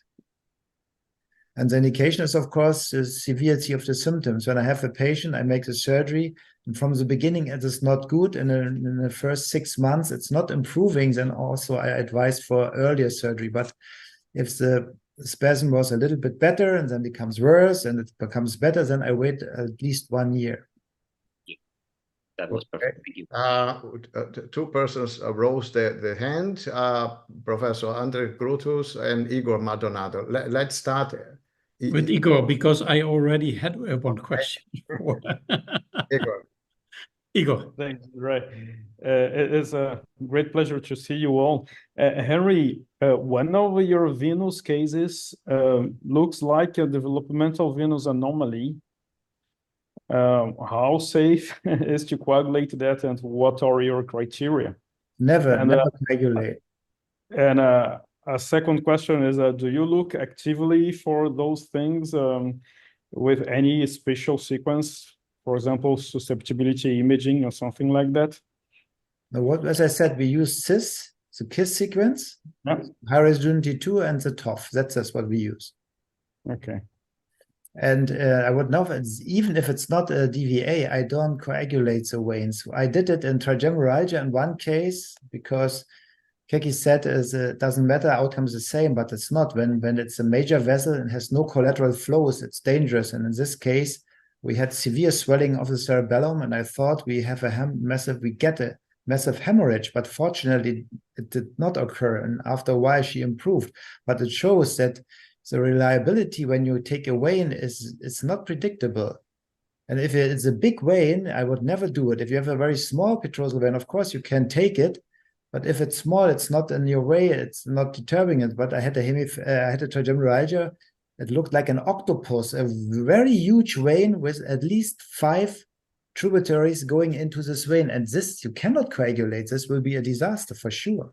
That's why you cannot generalize that you can say you can take it or not. It's depending on the case. So if it's a vein which is draining the brainstem, I'm very reluctant to do it. Okay, Andre? Yeah, well, first I come back to this about the how long you have to wait for the hemifacial spasm. I have seen patients that had multiple Botox injections before that take longer times to become completely spasm-free. And they relapse. They have over 1 year or time still some of these spasms. It's typically in patients that had multiple Botox injections before the microvascular decompression. But my real question is about the pica. You showed that the pica is the most common offending artery. Usually then the pica comes from below, so you push it down. I had this one, I don't know if you ever have seen such a case, but I transposed it, I really pushed it down, freed the artery, the spasm was gone, but the patient had irretractable hypertension. It was on the left side.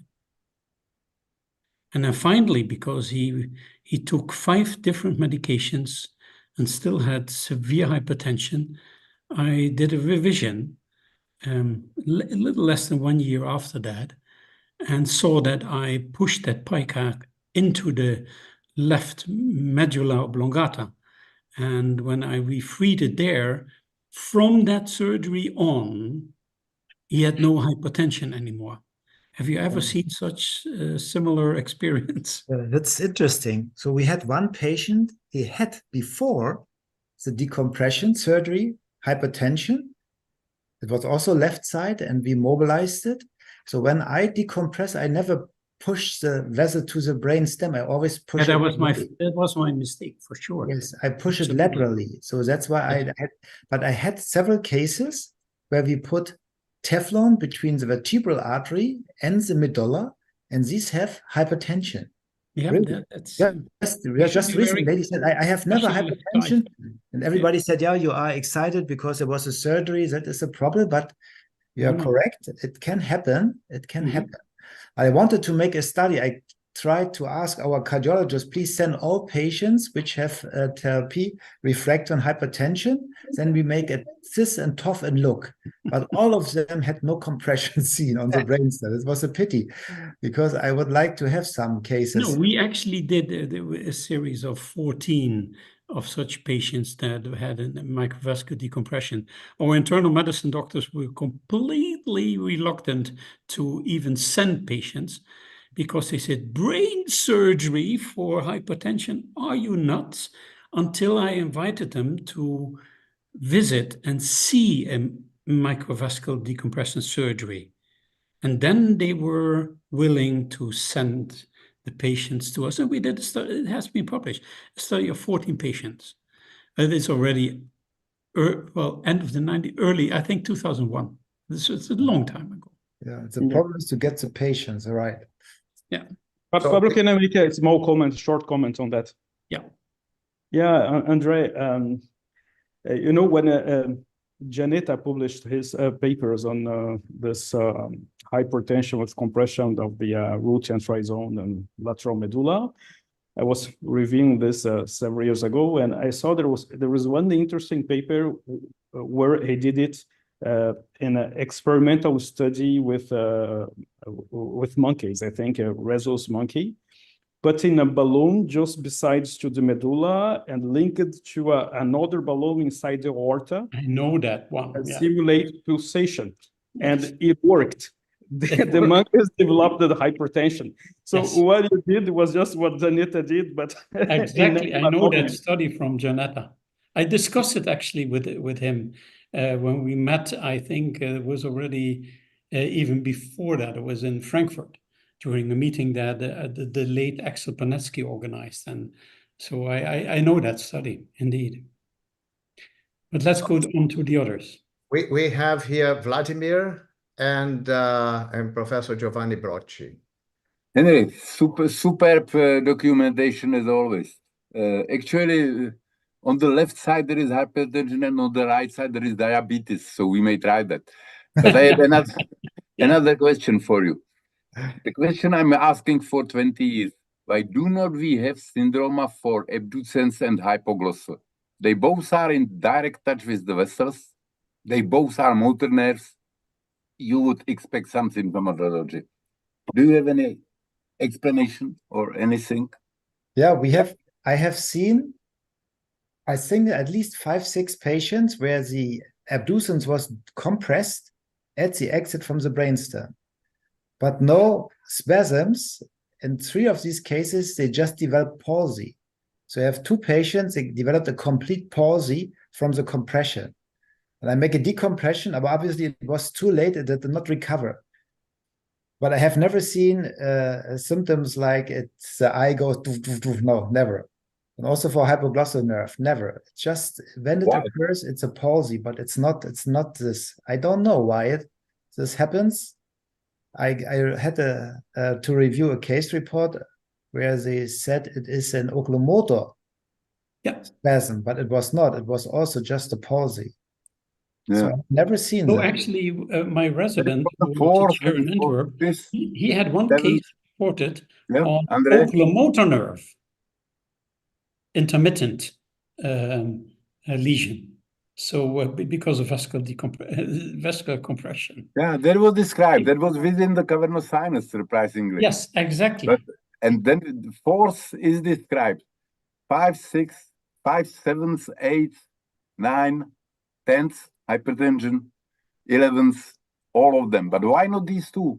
Abducens, the palsy, it's not probably the symptomatology of the pulse. You would expect some myochemia, you know, like eye moving to the... If any nerve is detected, it should be the 12th nerve, because it's always touched on the vertebral artery and pushed out. Always in touch with vertebral. Yeah. Never ever. I would like to give to the vertebral artery.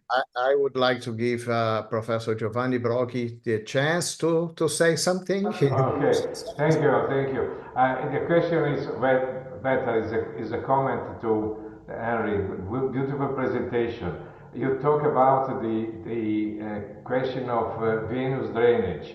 Of course, we have to avoid to close the vein in this situation. But there is also one trick that when the surgical strategy obliges you to decide if you have to close the vein or not, to do the clipping test with the ICG. If there is a collateral flow, you can close it. If not, you cannot do it. That is something that is a trick that it can be used in particular situation. Thank you anyway for your presentation. Yeah. Usually I use a 45-degree endoscope, and then I look, especially in trigeminal neuralgia. Sometimes you have a branch which goes into the Meckel's cave area and it's compressing the nerve, and then the second branch goes like the regular petrosal vein to the superior petrous sinus. And if this communication is there, then I coagulate this vein which is close to the trigeminal nerve. But if I don't see there's a collateral and the vein is large, then since our experience with this one case, I don't do it anymore. Yeah, You cannot do that under endoscopic guidance because 45 degrees already means it is impossible to see your instrument, to bring your instrument in front of the endoscope. No, you can, Andre. Very difficult. It's extremely difficult to get it with 45 degrees. But it's possible. 70 is impossible, but Okay. 45 very, very, very tough to do that. Risky. Pablo is warning us that time is running. Maybe one last point I would like to mention, because this is it has been published by Japanese colleagues. This is the way why we do it. So we try never to touch the vein. But if there is really the need for that, we perform a temporary clipping of the vein and wait 5 to 10 minutes whether the auditory evoked potentials get worse, because they are very sensitive for edema of brainstem. If they remain completely stable, so this is a safe situation. This has been published by Japanese colleagues. I have seen a couple of cases that it works. So this is a functional way to prove that. But it's 10 minutes. 10 minutes is not long, Marcus. Yeah, but you get swelling very soon, and yeah, you cannot wait half an hour, nah? But and this is a very sensitive method, auditory evoked potential. Yeah.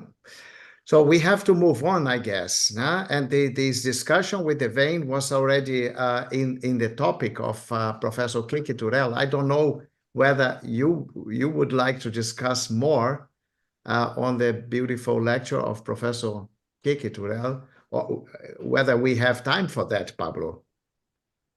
I don't know if someone...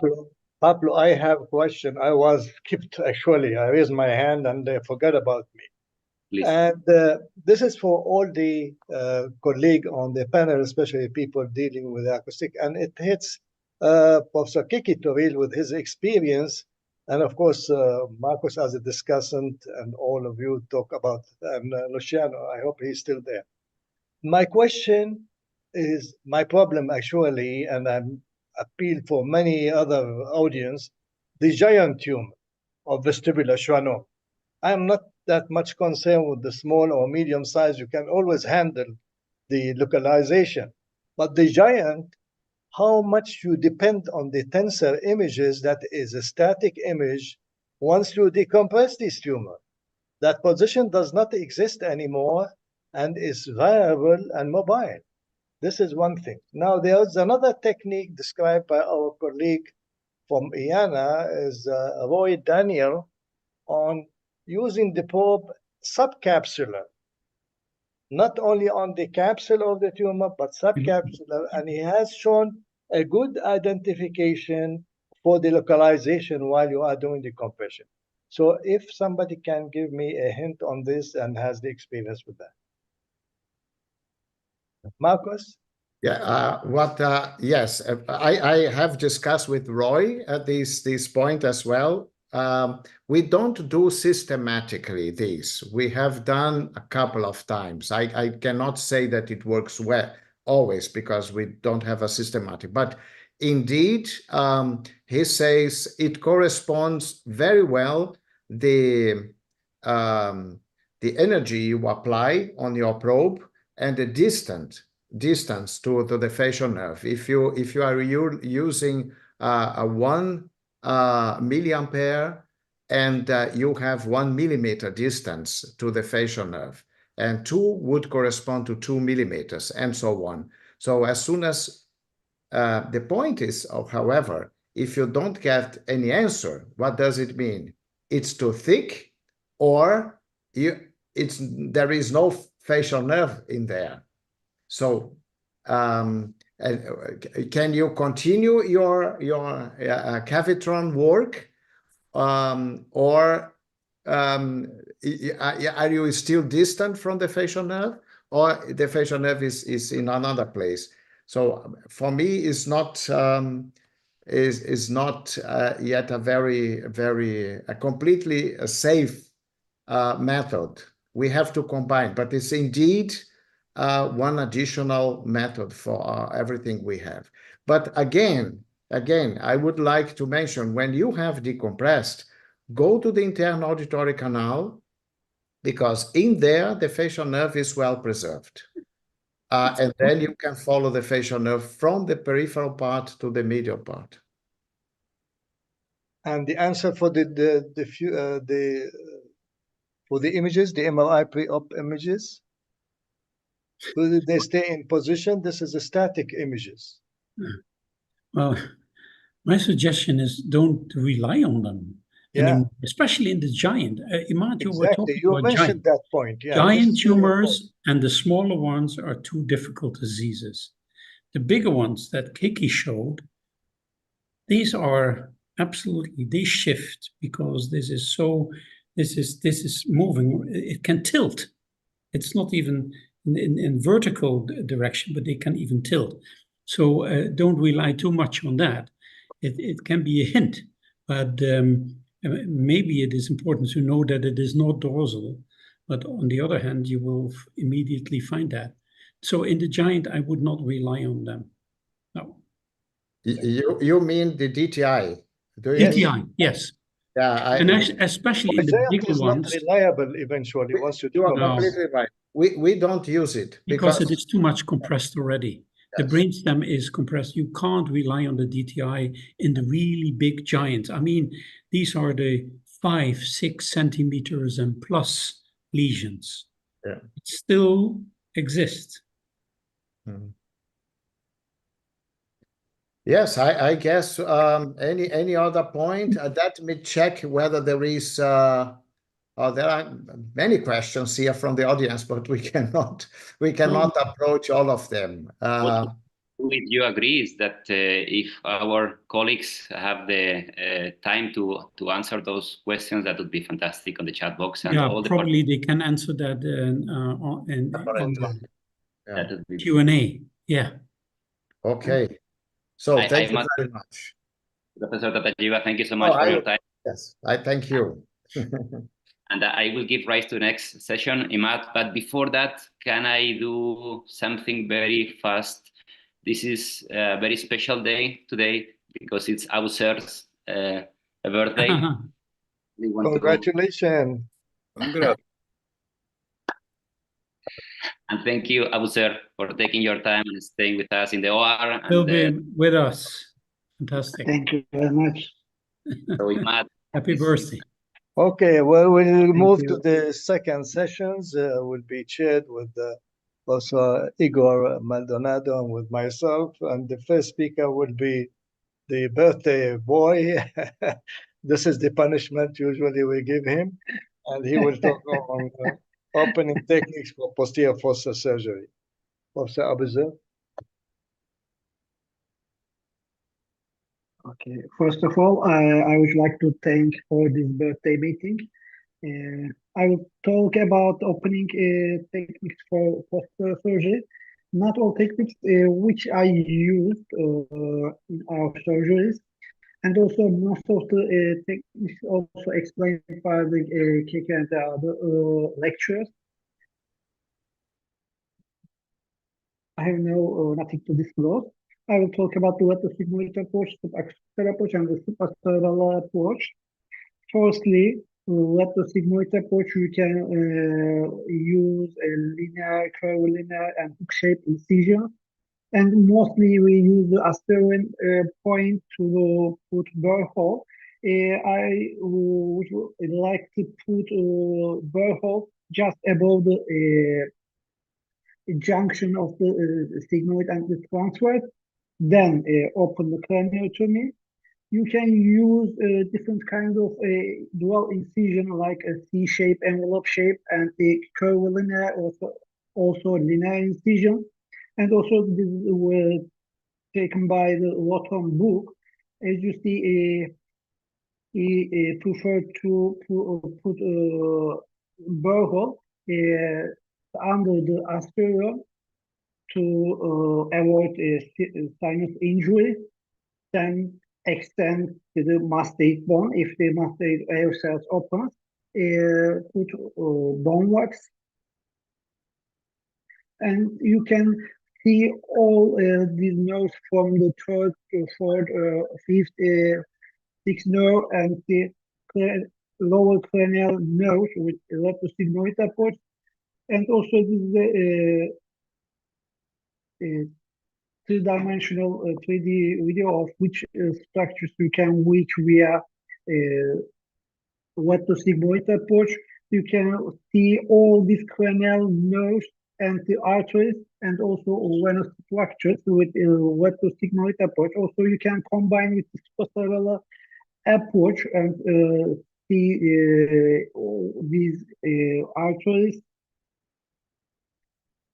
I always use a two incision in retrosigmoid approach and the supine position to use because it is easy to perform this supine position, and also it is easy to close for the residents and for junior neurosurgeons. I do a small incision to release CSF from cisterna magna and a linear incision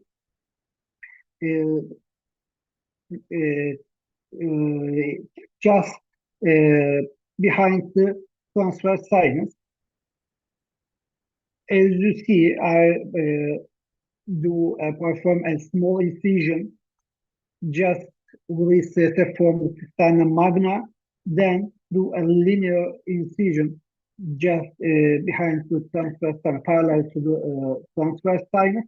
And with this position, you can use gravity, and without refraction, you can reach all these structures.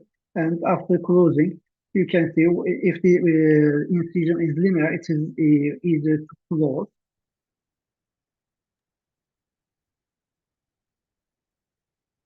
And this is my position and the normal incision, and you can see the transverse sinus. After opening, you can see the transverse and the sigmoid sinus and the junction. And after opening, with the gravity, you can see all cranial nerves.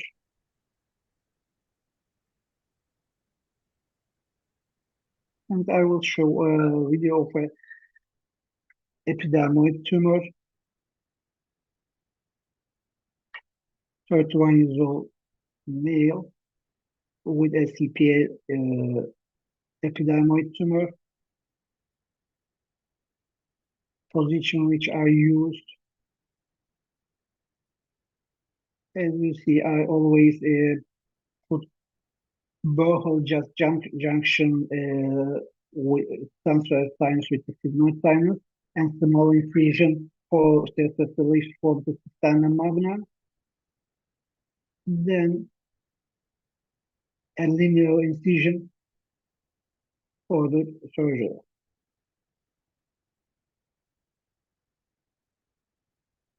And also you can see it is easier to close when you open a linear or curvilinear incision.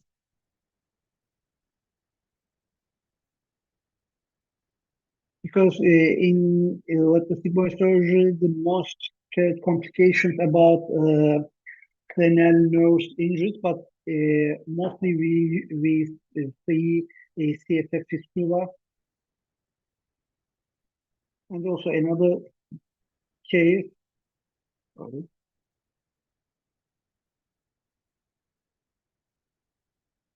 with schwannoma, same position. In this patient, I made a osteoplastic craniotomy, and I didn't remove the muscle flap. I didn't detect the muscle flap.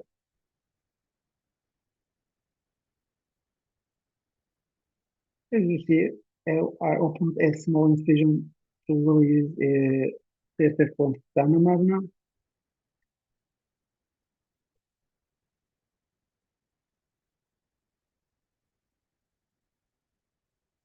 And with a linear incision, also using gravity after CSF release. you can reach any place in the CPA.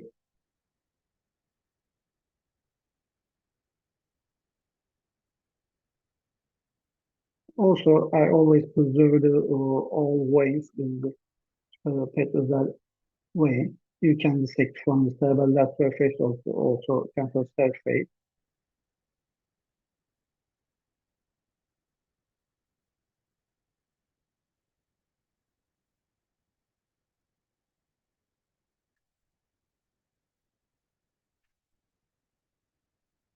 This is the postoperative view after removal and preserving the petrosal vein. I always put a fungus down to prevent adhesions.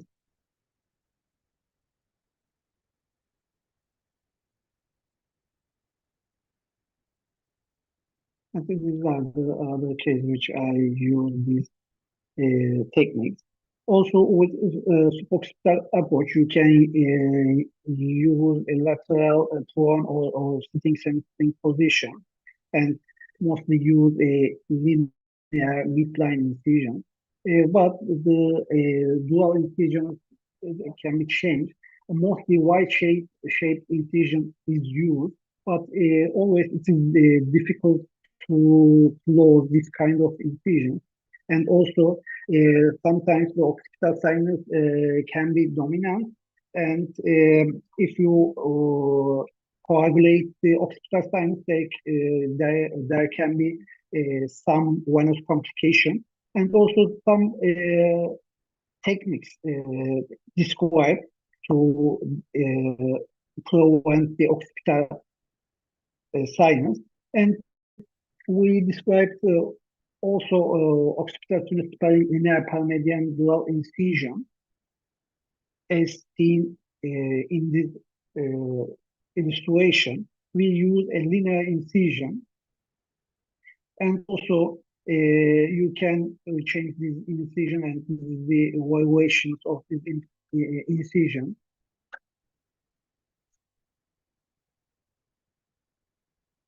As you see, with the palmedian linear incision, you can reach the suboccipital area.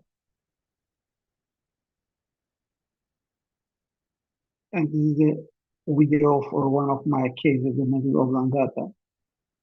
The patients previously had a thalamic glioma and a midline glioma and a high-grade glioma. We operated with the anterior interhemispheric approach.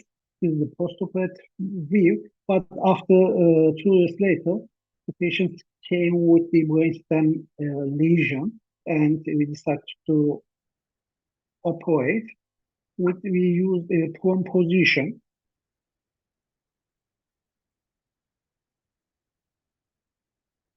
And also,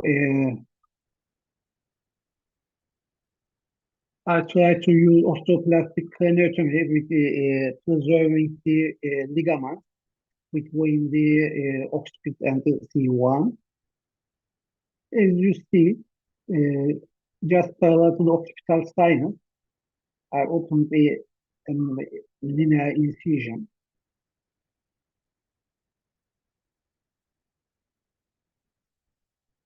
And from the midline, we will find the tumor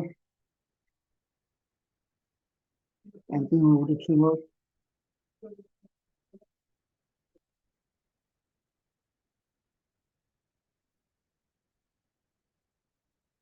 As you see, when you use a linear incision, it is always easier close, and you can prevent to theater fistula. This is the postoperative view.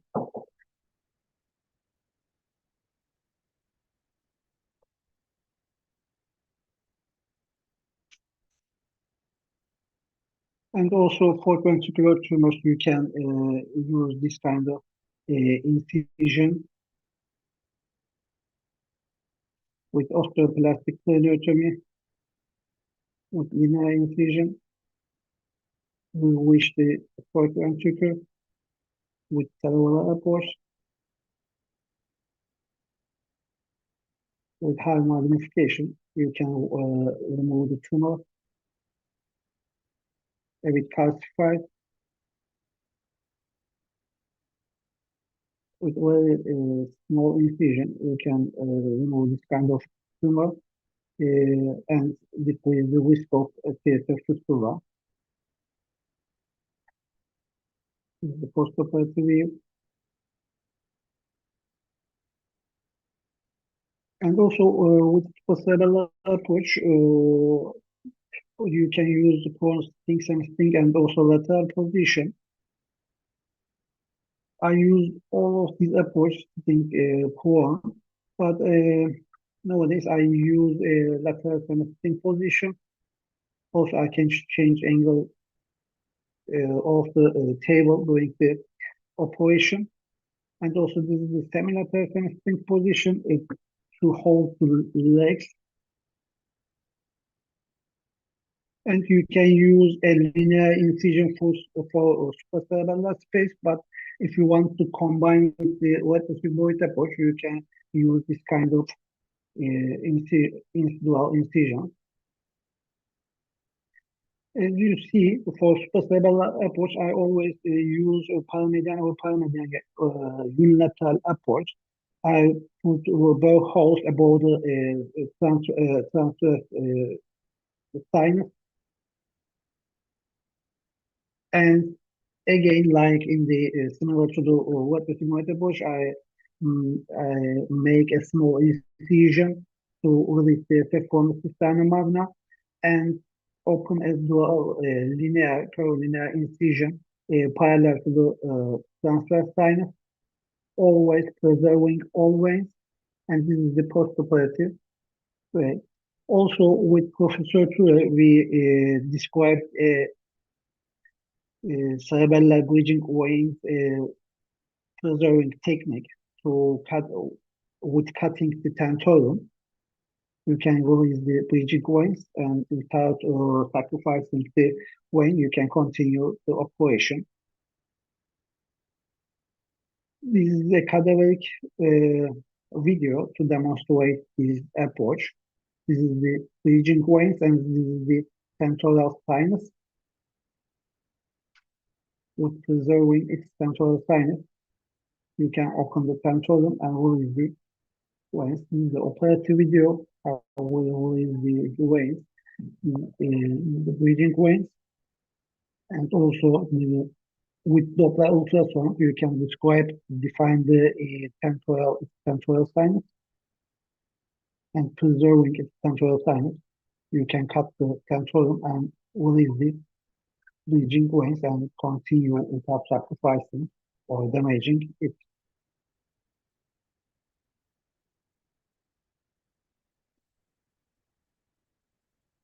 As you see, the vein is released.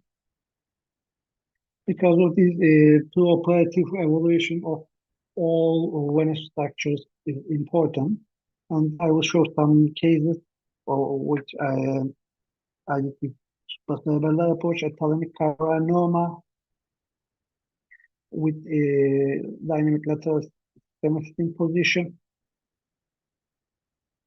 As I said, I put both just above the transverse sinus. And release CSF from cisterna magna, and dissecting the bridging veins from the tentorium, also cerebellar surface. And we will try to reach the pulmonary thalamus and remove the tumor.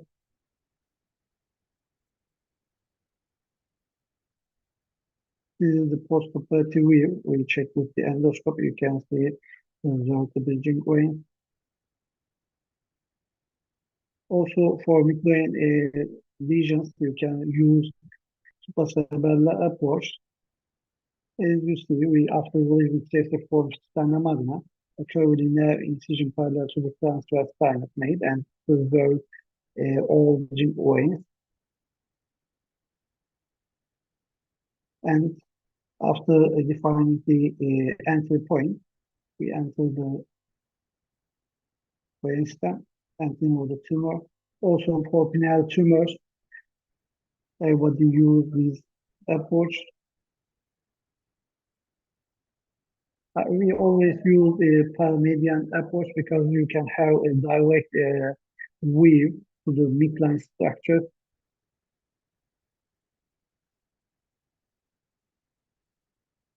And also design the case or which we use the incision. I want to thank all my mentors and you to invite me for this meeting.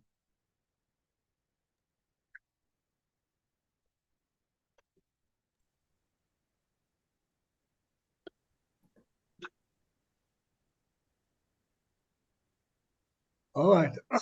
Thank you, Professor Abuzer, for your wide presentations of different approaches to the posterior fossa.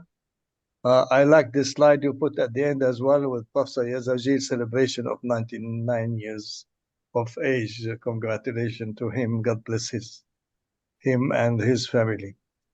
Now we move to the next speaker, Professor Ramesh Nair. He's going to talk about the posterior petrosal meningioma. It seems this is his baby now, and he's going to discuss anatomy and the surgical management. Ramesh? Thanks, Imad.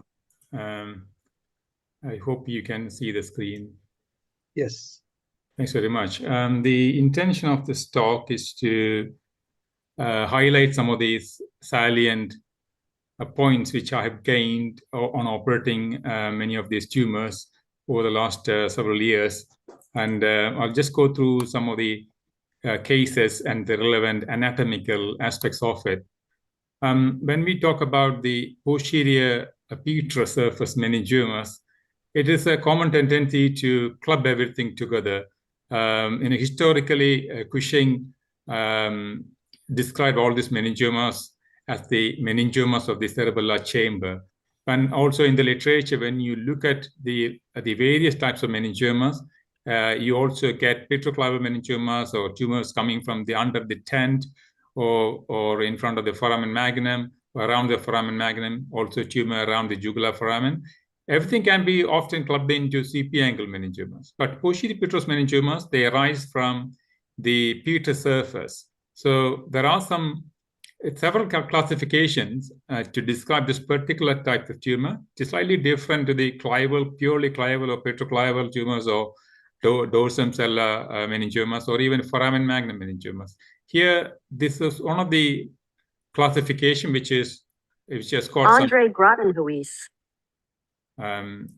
Which has got some practical use. The Georges and Stecker's criteria, where if you look at the posterior fossa from above, you can see that this group is the anterior group, which is around the trigeminal nerve, maybe in front of it or just below it, or even come above it. And in the middle group, you have the tumor origin from just behind the trigeminal nerve entry into the Meckel's cave, but in front of the facial nerve or the internal acoustic meatus. And the posterior group will have more posterior origin. So even though we are looking at just the origin, but that's so important in dealing and making strategies to understand the nature of the tumors and how complex they are and what your strategy is going to be when dealing with this tumor. So you need to know where it started. And there are several clues when you read the images and the location of the tumors. When you look from inside the posterior fossa, looking medially, you can see that this is the anterior group, which is just under the fifth nerve or around the origin, around the entry into the Meckel's cave. And this is more middle group of petrous meningiomas. And then you have the posterior meningiomas, which then cover the whole petrous surface here from the porous acoustic as towards the sigmoid sinus. And then behind it, then we classify them into convexity meningiomas or tumors around various structures. But in reality, just like planar meningiomas or tubercular meningiomas or sort of chiasmatic groove or tubercle or the anterior fossa meningioma, there is somewhat sort of there's no defining line. All these tumors can get attachment secondarily or can extend backwards or into the tent and get secondary attachment. So the initial, this classification will give you some idea about the origin. And there are some classification which classified based on the location around the internal acoustic meatus. For example, tumors can arise from the superior tubercle, superior above the meatus or under the meatus, tumors in front of the meatus, also behind the meatus. And obviously these, and some classified into an anterior petrous meningioma or posterior petrous meningioma. That all depends on where the location of origin is. Then obviously that is going to determine the progression of the tumor and displacement of various structures, including the nerves in their cisterns and the blood vessels, and also where they get their blood supply from. So you have to have an imaginative mind to look back in time and to try and find out how it grew and how it pushed the cisterns around, because meningioma surgery is the surgery of cistern. One need to know that all these nerves will carry on its own cistern towards its exit point. Like the fifth nerve, when we operate on the fifth nerve for a meningioma, you can see that the cistern for the fifth nerve is attached to it. So one needs to remain outside the arachnoid plane to avoid injury or even some irritation to the nerves like cranial nerves. If you spill a lot of blood into the cranial nerve cistern or open up it unnecessarily, you can get arachnoiditis. Or even the 7th and 8th cochlea, the neurovascular bundle. You don't want to disturb the arachnoid around it for such meningiomas. And so some algorithm which is described in literature, and one can have one's own view depending on the experience. But this is McDermott algorithm is fairly practical, I believe. It's symptomatic. You go for maximum safe resection. And if you try to achieve a gross total resection, if you can't, then the remnant, you can either watch it or consider stereotactic radiosurgery. And for tumors which are asymptomatic, and it's a period of observation is reasonable, and when it starts growing, then you can think about either to consider stereotactic radiosurgery or surgical intervention. That depends on various factors, age and other factors. So there's no hard and fast rule. Everything depends on different factors. So it got to be a case-by-case basis. And we have already, Keki and Abusa has mentioned about the various landmarks. I won't go through this. But every one of us got our own technique to locate the transverse sinus, sigmoid transverse sinus junction. For myself, I feel for a groove which is always present. And I know Keki mentioned about a small depression, or was it Luciana? I'm not sure. So these small anatomical landmarks, we get familiar with as time goes by. And obviously, if you have a navigation, it is also useful to confirm the location and aim to do a craniotomy as much as possible. So if you're not sure about sinus, people tend to put the incision or burr holes far away from it, then you need to drill quite a lot. Often the incision, I prefer laziest incision going across the subretromastoid area, and the length of incision depends on your depends on the type of tumor and where it is, and also the size of the tumor. The standard incision fairly similar for acoustic. Imad Kanan also converted me as well. So I'm using this position where you have the whole bed inclined with the head up, and then the head is also up and it's rotated towards you. You get the maximum advantage of the cerebellum falling away from the posterior petrous surface, which is what you want for such tumors. What the anatomy you need to find is the nerve, as Keki mentioned in acoustic. Tumor removal is a byproduct. Your intention is to preserve all these nerves. Here is the left side, tendorium is on the sides, the draining veins you can see here, and the fifth nerve at the bottom there, and the seventh nerve right here, and also the sixth nerve. The sixth nerve is much more anterior. The vertebral artery is going quite deep below. You can see the seventh nerve is going like this, sagging down, and the lower cranial is lower down. So the anatomy in this location is quite complex. When you operate on big tumors, you need to know where the structure is going to be.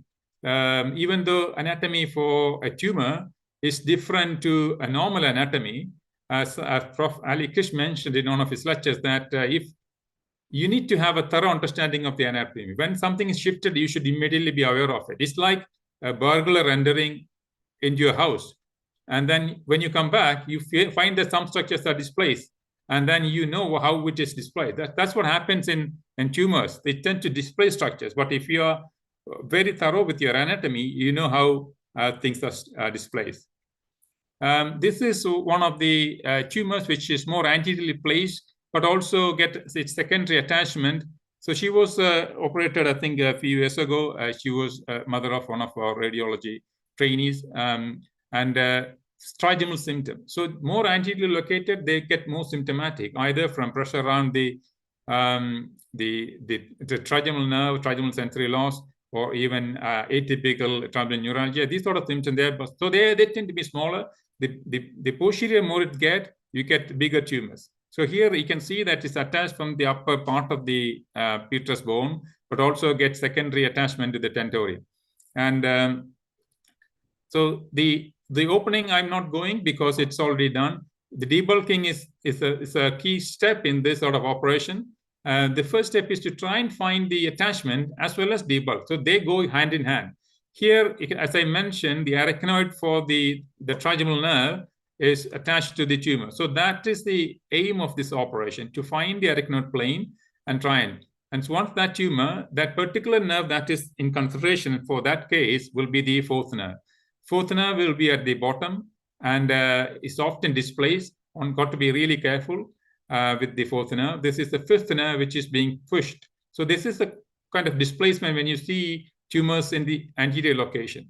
But more posteriorly, they will be spaced between the fifth and the seventh nerve, which you see here. So that is the kind of displacement you see with these sort of tumors. This is 3 years now. And let's look at some of the other posterior fossa, posterior petrous tumors. Just slightly behind it, you can see that it is coming towards the porus acousticus, most of its attachment along the posterior petrous surface. So you can imagine the displacement of the facial nerve. And we talked about the DTI in such cases. I also used DTI in many of the acoustics just for validation. But I agree with the previous speakers and my colleagues' statement that with the shift, especially for a bigger tumor, they tend to get displaced. But at least you have an idea about where it's going to be. For example, here, we've done this DTI for this tumor. You can see it shows the approximate location of the displacement. We know we don't need the DTI for this because we know the tumor originated from the bone behind the internal meatus. So a tumor that comes from there is likely to push the tube and the facial and the cochlear bundle more anteriorly. So that we know. So this is just a validation of that anatomical fact. So it is important to understand. So this is just a general step. The opening is already done and the cerebellum is quite full. So whether you need to go down to the foramen magnum or not depends on the size of the tumor. Tumor coming down to the foramen magnum or extending into the upper cervical canal, one may have to come down to get the total exposure. Here, the cerebellomedullary cistern is opened up. So you don't want to put an incision on the dura when the cerebellum is full. And in many tumors, I know Prof. Vladimir Benish would voice for lumbar drain in any cases, but when you have a tumor protruding into the foramen magnum or significant tonsillar herniation, big posterior fossa, sometimes it's a bit of a concern. But here, once the dura is relaxed, I tend to open the dura parallel to the sigmoid sinus. And I don't really go parallel to the transverse sinus. I just go up to the transverse sigmoid sinus junction and gently curve it, but not to go complete. So the reason for that, I don't want to see the cerebellum that much. I don't really need to see normal cerebellum. All I need to see is this posterior CPA angle. Here, the dura is opened carefully without damaging the cerebellum underneath it. So the only way you can do this once you get CSF out of the system. And in big cases, when you have obstructive heterocephalus, one may have to be prepared even to put an occipital ventricular drain, and that will help you in such cases. Here, the tumor is debulked. Here again, before the debulking, you can see that the part of the tumor is detached from the petrotentorial corner. This is the attachment, and the tumor derives from the meningeal supply around this petrotendral branches, especially branches from the tendoral artery, and one has to detach it. So once you detach it, it's a alternating technique between dissection and debulking. So here, these arachnoid layers between the tumor and the nerves, also cerebellum and the brainstem, it can be a bit vague in many cases, especially you need to identify that on your preoperative MRI scan. Here, this arachnoid layer is being preserved. Here, you don't have much of an arachnoid layer. It's totally sort of adherent. So one has to make a judgment call as to how much you want to dissect around the brainstem. Here, you can see the arachnoid layer is left behind on the veins on the brainstem. And it's important to follow that principle of following the arachnoid plane. So some of the dissection is done very sharply, which is much safer than pulling the brain towards you. Here, the last bit of tumor is being generally dissected very sharply, leaving behind a layer of arachnoid on top of the brainstem and the cerebellum. Here, once you remove it, you should have a clear fluid. That's the brainstem here, and that's the fifth nerve one. Then in the deep corner, this is the tumor what you remember was behind the fifth nerve, and this is the amount of gap you have between your seventh and eighth complex and the fifth nerve. In other cases, when you have more anterior superior tumor, this will all be pushed down. So this is the kind of displacement I was talking about. The fourth nerve you can see at the very base, covered in all the arachnoid. If you really don't want to see or expose it, there's no need to see it. There's no need to expose this fourth nerve. Here the lower cranial nerves will be coming here, and you don't want to again disturb those veins. This is the scan.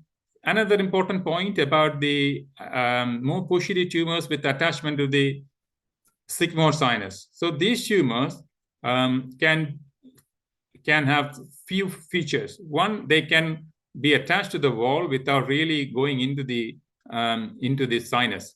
Here you can see the opposite sinus also equally dominant. These are quite a dominant sinus. You don't want to cause an injury to it, and so you need to try and make sure that you preserve the nerve, preserve the vein. So look carefully on the MRI scans. Look for any defect in the wall of the sinus. And as you know, there are various types where you can have venous invasion. One is the where you can have a layer of tumor on the wall of the sinus wall is still intact. In these cases, you can remove the tumor completely. But there are mostly, especially long-standing big tumors, you get a bit of nubbing of tumor entering the sinus, and that is not a main concern. If you do get a bleeding from that sinus, you can always patch it up. But I tend to stay away from opening up the bigger rents or even removing the sinus in cases like this. This may be of consideration in supratentorial cases, but I tend to avoid damaging the sinus, even if there is complete occlusion apparently on the MRI scan. Just because you may see it apparently occluded on MRVs and other angiographic images, but often you may find that there may be channels through it. So my inclination would be to preserve the venous structures. You can see this is the post-op scan 6 months later. The vein is completely intact, and you didn't have to cause any damage to it. And going on to, this is 3 years again, there's no concern. And let's go for another case. This is a lady who came with some hydrocephalus. She was not very symptomatic from an acute perspective, but the tumor is very large. You can see the tumor also is going above the petrous bone, also maybe a bit hidden behind the petrous. I'll show you. And there is a wide attachment along the sigmoid sinus. Here, this was, I can't remember what her profession was. She was symptomatic from this. There was a concern whether this was invading it. But you can see the main concern in this case was the tendorium was being lifted up. So one could remove it completely through a retrosigmoid approach. But if you do not explore the supratentorial space, so often you may miss some of this component which may be above the tendorium. This is what happened in this case. I didn't realize that she had a small remnant which I left above the tendorium. Here you can see the sinus is completely patent, even though it was attached all along the dura there. But that remnant was above the tendorium. And it's been stable, and one doesn't need to really consider any intervention unless there is a concern about further growth. You can see that often the tumors will infiltrate into the dura there, and then you can also see when you resect it intradural to the infratendoral approach, you can see that it is piercing the dura. But in this case, there is a separate component above the dura as well, which was missed. But that is something which I would keep an eye on for now, is because it is stable. So this is another, she was a radiographer, I believe. And you can see that's a big tumor onto the sigmoid sinus. Many areas, the sigmoid sinus is quite dominant, but on many areas, the sigmoid sinus is infiltrated by the tumor. You can see that the sinus is really occluded and partly blocked by the tumor. So in this case, I tried to leave a layer of tumor on it just to avoid any circulation that is going through the sigmoid sinus. It doesn't matter even if you have to leave a layer of tumor on it. So standard retrosigmoid approach, and as I mentioned, the location of the origin of the tumor will determine the complexity of these tumors. And this is the remnant. This is 4 years later. There's a small growth. Now we're planning for stereotactic radiosurgery for this case. Another case, another valuable lesson for myself. A few years ago, I think she came with ongoing imbalance, seen by the neurologist. And it was initially during the COVID time. She was symptomatically stable. We thought about waiting for 3 months and repeat. Then we had another scan in September. Then by the time she was clinically much worse. And you can see these sort of tumors, even though bulk of the tumor is in the posterior putrid surface, but the tumor is also involving the putrid fissure going into the Meckel's cave and the back of the clivus. But the more concerning feature is the fact that there is irregular indentation to the brainstem and significant brainstem compromise. And this was the initial scan. And then 5 months later, there's much bigger, more distortion of the brain. And also there was hydrocephalus. You can see the periventricular lucency. She was partly symptomatic from it. But the main concern was the signal changes within the brainstem. That indicates that there may have been pile breach. And one should have been more careful. I resected the tumor, but she did not wake up because there was a hematoma. There was no tumor, but even though there was no major hemorrhage during the operation, I must have damaged or caused some retraction of one of these tiny perforators back into the brainstem to cause significant brain damage. So she did not live for long, had to be palliated. On the other hand, this is another case years ago now, 2013. By the time she came to us, she was already wheelchair bound, was having a nasogastric feeding tube, and already had a shunt put in for the tumor causing hydrocephalus with a lower cranial nerve palsy. So this is also a concern, very ugly looking tumor going entire putrid surface. And this is much more conservative kind of a situation where I wouldn't want to go in and disturb any of the brainstem function. Here, you can see the shunt, there is a shunt there and the amount of swelling she had.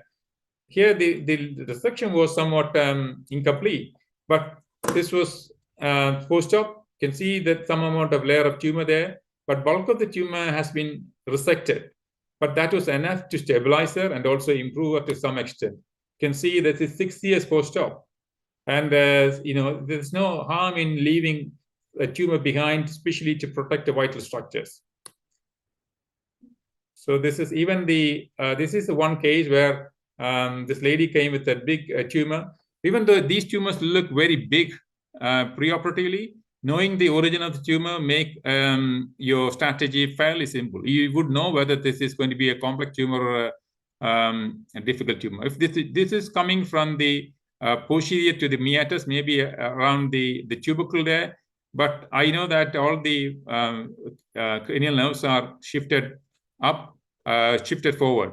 So the once you devasculate and debulk it, it's a fairly straightforward operation. Even the hydrocephalus will resolve. So many of these patients may not need any long-term diversion unless they become acutely unwell. Here, the hydrocephalus resolved after 3 years. So this is another case. This is it's a very remarkable case. She was having this tumor with progressive difficulty in mobility. You can see the brainstem is being pushed between these two arteries. So the vertebral arteries being shifted, and the brainstem is almost like a thin line there. And initially she resisted having this operated, but she became so symptomatic that she was willing to go ahead with this surgery. Again, these sort of cases, one needs to know you need to make a judgment call as to what point you need to stop. Here I did the surgery to remove bulk of the tumor, but knowingly or unknowingly, I had to leave a little bit of tumor around here. So, but the brainstem is decompressed. Now it's maybe a few years now, and she has improved from he came to me in a wheelchair and now is coming back to the clinic for follow-ups without any assistance. Another man in late 70s. Again, it may look very daunting from a surgical perspective because of the location. It looks like it is involved in the internal acoustic meatus, but on closer inspection, the actual epicenter. Imad, are you saying it says time is up? So that last slide, I think, the almost last slide. 1 minute. Yeah, thanks. So, so if on certain slices, you may find that this is almost involving the porous. But if you study the anatomy carefully, this is the epicenter of the tumor. All this sunburst pattern, and if you do an angiogram, you know that you get a sunburst appearance on the angiogram, and the hyperostosis, everything points toward the actual location. So if you know that tumor had originated as a small tumor on the upper lip of the superior meatus, it would have shifted it inferiorly or anteriorly. Unlikely that it would have shifted it posteriorly. And this was almost 10 years later. He was 70. There's a tiny layer of tumor, never had to radiate him. So again, these two, it's important to understand these subtypes of posterior pituitary meningiomas to have a clear strategy of your operation. Again, I will finish with this take-home message. One needs to take every effort to understand where it's coming from. So you need to have a mind, imaginative mind, to think back in time where the tumor was very small. Then you imagine how the tumors were shifted around. So we talk about the general principles of meningiomas, detachment, devasculation, dissection, and debulking. But detachment is quite important in such cases. If you get the tumor detached, then half of the job is over. And also be careful about the sinus stimulation, how you deal with it. Finally, you need to decide on table how much you need to resect, or whether to resect it completely or partially. And that's it. Thanks very much for listening.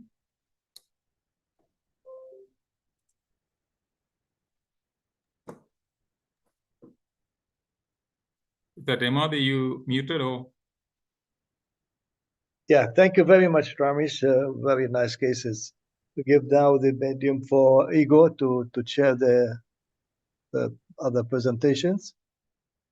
Thank you, Imad. Thank you, Ramesh. So let's move to the next presentation. It's my pleasure to invite Dr. Eckhard Kasper from Boston. You can share a slide. Dr. Kasper is a highly respected expert with a particular focus on neuro-oncology and skull base. All right, let me just get into presentation mode. Do you see my screen? Yes. We do. Because I don't see it. It's interesting. It's okay. It's not in presenting mode. We are seeing, Give me a moment. Presentation mode. Maybe I have to go. Okay, here we go.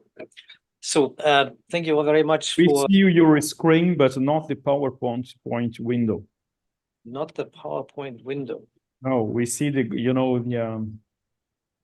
all your icons and your folders and everything. Yeah. All right. Open the presentation again. Give me a moment. Yeah, file. It says. I think when you press share, you should press share your PowerPoint instead of your desktop. That could be. So stop sharing and share again. Exactly. let me go for a moment.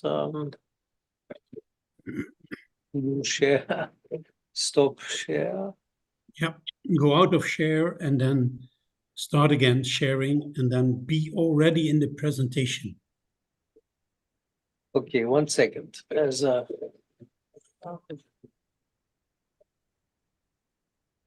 so presentation mode. It doesn't even ask me this for some odd reason.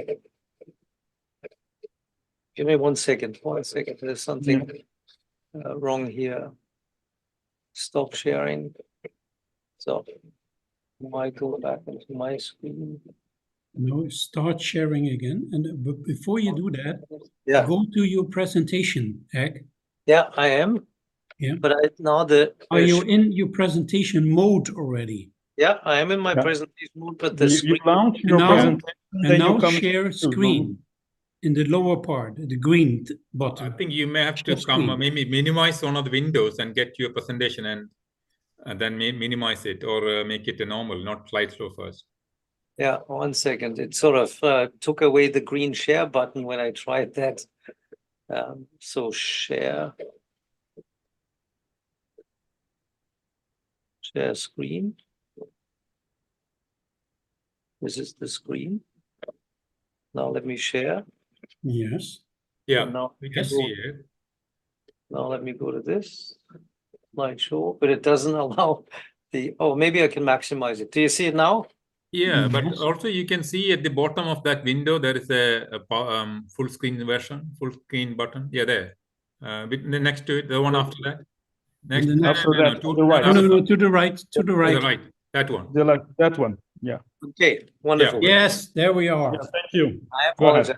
There's too many screens. Concerted action. So I'm happy to join you guys with the talk on arachnoidal cyst of the P fossa and surgical and shunting techniques for supracerebellar lesions. I have nothing to disclose other than the institution I work in. This is the agenda. I want to take you through a fairly broad introduction to arachnoidal cysts and then go to some clinical presentations, treatment indications, and show you 2 or 3 interesting surgical scenarios for quadrigeminal arachnoidal cysts. Definition. So the first described arachnoidal cysts was approximately 200 years ago, again in London, just where Ramesh is. And they recognized early on in autopsy specimen, these are congenitally fluid-filled compartments within the CSF cisterns bordered by arachnoidal membranes. These membranes were thickened, and they contained clear colorless fluid. And the cyst wall resembled normal arachnoidal membranes, except more collagen and more hyperplastic cells in it. But surprisingly, they were devoid of any connection with the ventricular system. These arachnoidal cysts are developmental abnormalities. In most cases, they are known to develop from alterations of CSF fluid during the early phase in embryology, leading to a splitting of arachnoidal membranes. And you can find them by morphology in 3 types. There are supratentorial ones we're not going to talk about today. And type 2 would be infratentorial, and type 3 would be supratentorial and infratentorial. And these are the ones we are concerned about. Now, arachnoidal cysts are not tumors. These are mass lesions. They only make up about 1% of all intracranial mass lesions in a tumor practice. And of those, the P fossa ones make up approximately 20%. So it's a fairly rare encounter in surgical practice. Little in the 1970s was able to categorize these in a structured fashion. I recommend this to speak about the same entities. Think about a clock, and you go from posterior and medial as a midline retrocerebellar cyst, lateral hemispheric cerebellar cyst, CP angle cyst, prepontine clival arachnoidal cyst, and then rarely the quadrigeminal plate arachnoidal cysts. Now, the incidences for these subtypes are quite age-specific. The retrocerebellar midline ones, as well as the CP angle ones, are mostly found in adults, whereas the arachnoidal cyst of the quadrigeminal plate reaching up is mostly found in infants, with exception to the rules. Only 53 such cases were reported until 25 years ago, and I would guess at this point it's probably twice that number. Now, how do we diagnose these lesions? Obviously by imaging. CAT scan is often the initial imaging of choice, and a homogeneously hypodense lesion is encountered with no obvious difference from the CSF density. Occasionally you see some scalloping in the bone from local pressure. The real modality of choice is MRI. The signal intensity is equal, but not the same as CSF, but there's no contrast enhancement in the membrane, and there are rarely septations running through it, although some of them can be compartmentalized with vessels running through them. In case you ever do a literature search, I put in some synonyms because they were previously described under different names, and that's helpful for you to pull up all the literature. These arachnoidal cysts may extend into surrounding tissue by following lesser resistance pathways, and thereby people have described a type 1 that grows more superiorly and laterally towards the trigonum and into the supratentorial compartment. Type 2 is strictly infratentorial, but may sit at the incisura, and type 3 may grow laterally.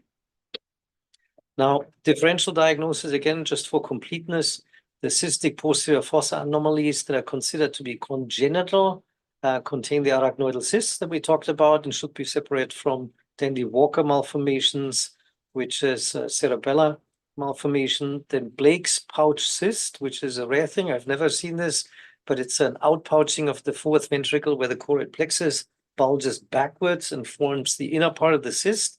And then all of you know the megacisternum magna, which is really just an enlarged cistern of a cerebellum that hasn't fully developed. Now, clinical aspects, the interesting part is that most of the arachnoidal cysts we see or hear about, they never change. Approximately 90% of those remain stable throughout the observation period, but 10% do enlarge. And we still don't really understand why. There are 3 hypothesized mechanisms for size increase, either an osmotic gradient, a ball and valve mechanism to trap CSF in it, or there may be some internal production of fluid from the epithelium, but only one such case has really been confirmed in the literature, and I think it may be a misnomer if you think about the Blake's pouch with the choroid plexus being in it, that may be in it and they didn't see it, and that could be part of why it makes some fluid. Now, if they grow, arachnoidal cysts can be associated with hydrocephalus, which is really in a location-dependent manner. Supratentorially, they can obstruct the foramen magnum and foramen marginalis. Quadrigeminally, aqueductal obstruction. Infratentorially, it's usually fourth ventricle obstruction. This is a typo. It should be foramen monroid. I apologize. The interesting thing is, 200 years later, there's still no clear guideline regarding the indications for surgical intervention. And even in the last 30 years with better imaging, there's no consensus about the treatment of choice for this rare group of patients. The usual protocol is to offer surgical treatment once the patient is symptomatic, either from mass effect or hydrocephalus. And we see increasingly pediatric patients that are asymptomatic but being treated. And when the cyst grows on sequential scans, the question then remains, which treatment should we offer? So there are 3 concepts you should be aware of, which is either you address the causative reason, which is the cyst in itself. You could treat the symptom of the cyst by just treating the hydrocephalus, and you can combine these. If you go for addressing the cyst, it could be just a shunt from the cyst to the peritoneum or elsewhere, then you can stereotactically drain these.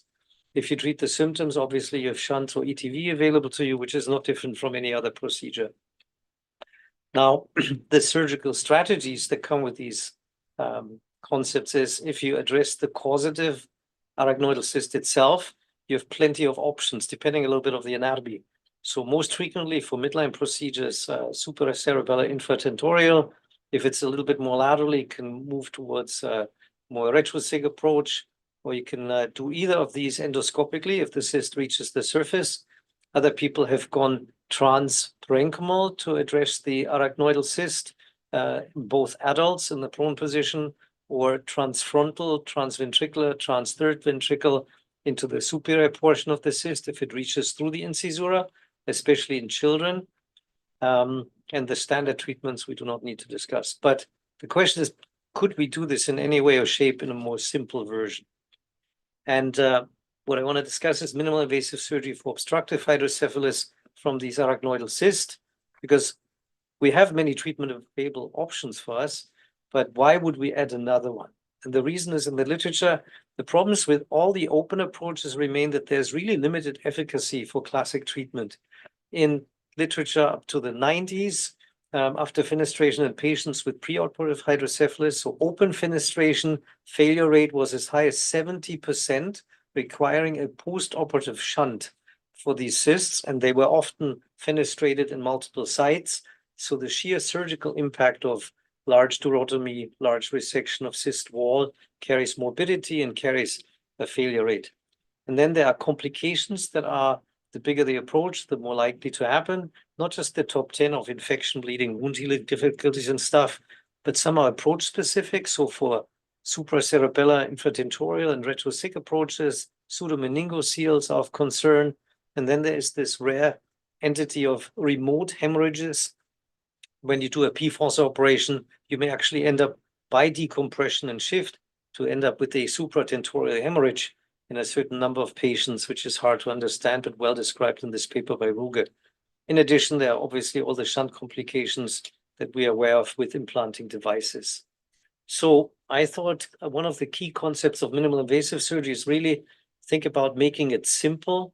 Consider maybe just a cisternostomy, so connect somehow the arachnoidal cyst to the cistern, or implant a valveless ventricular arachnoidal cyst shunt, because the concept has to be that you want to minimize your risk. So this is one of the cases I want to show to you. This is a woman that came to me about 8 years ago, a 31-year-old female, was a circus artist and had some balance problems, but was still doing quite well, KPS 90, had worsening holocephalic migraines or headaches, she described, and suddenly developed in the last 24 hours prior to admission, nausea, vomiting, dizziness, and vision problems. And she felt much better laying down. Family had noticed cognitive changes of restlessness, irritability, and cognitive slowing.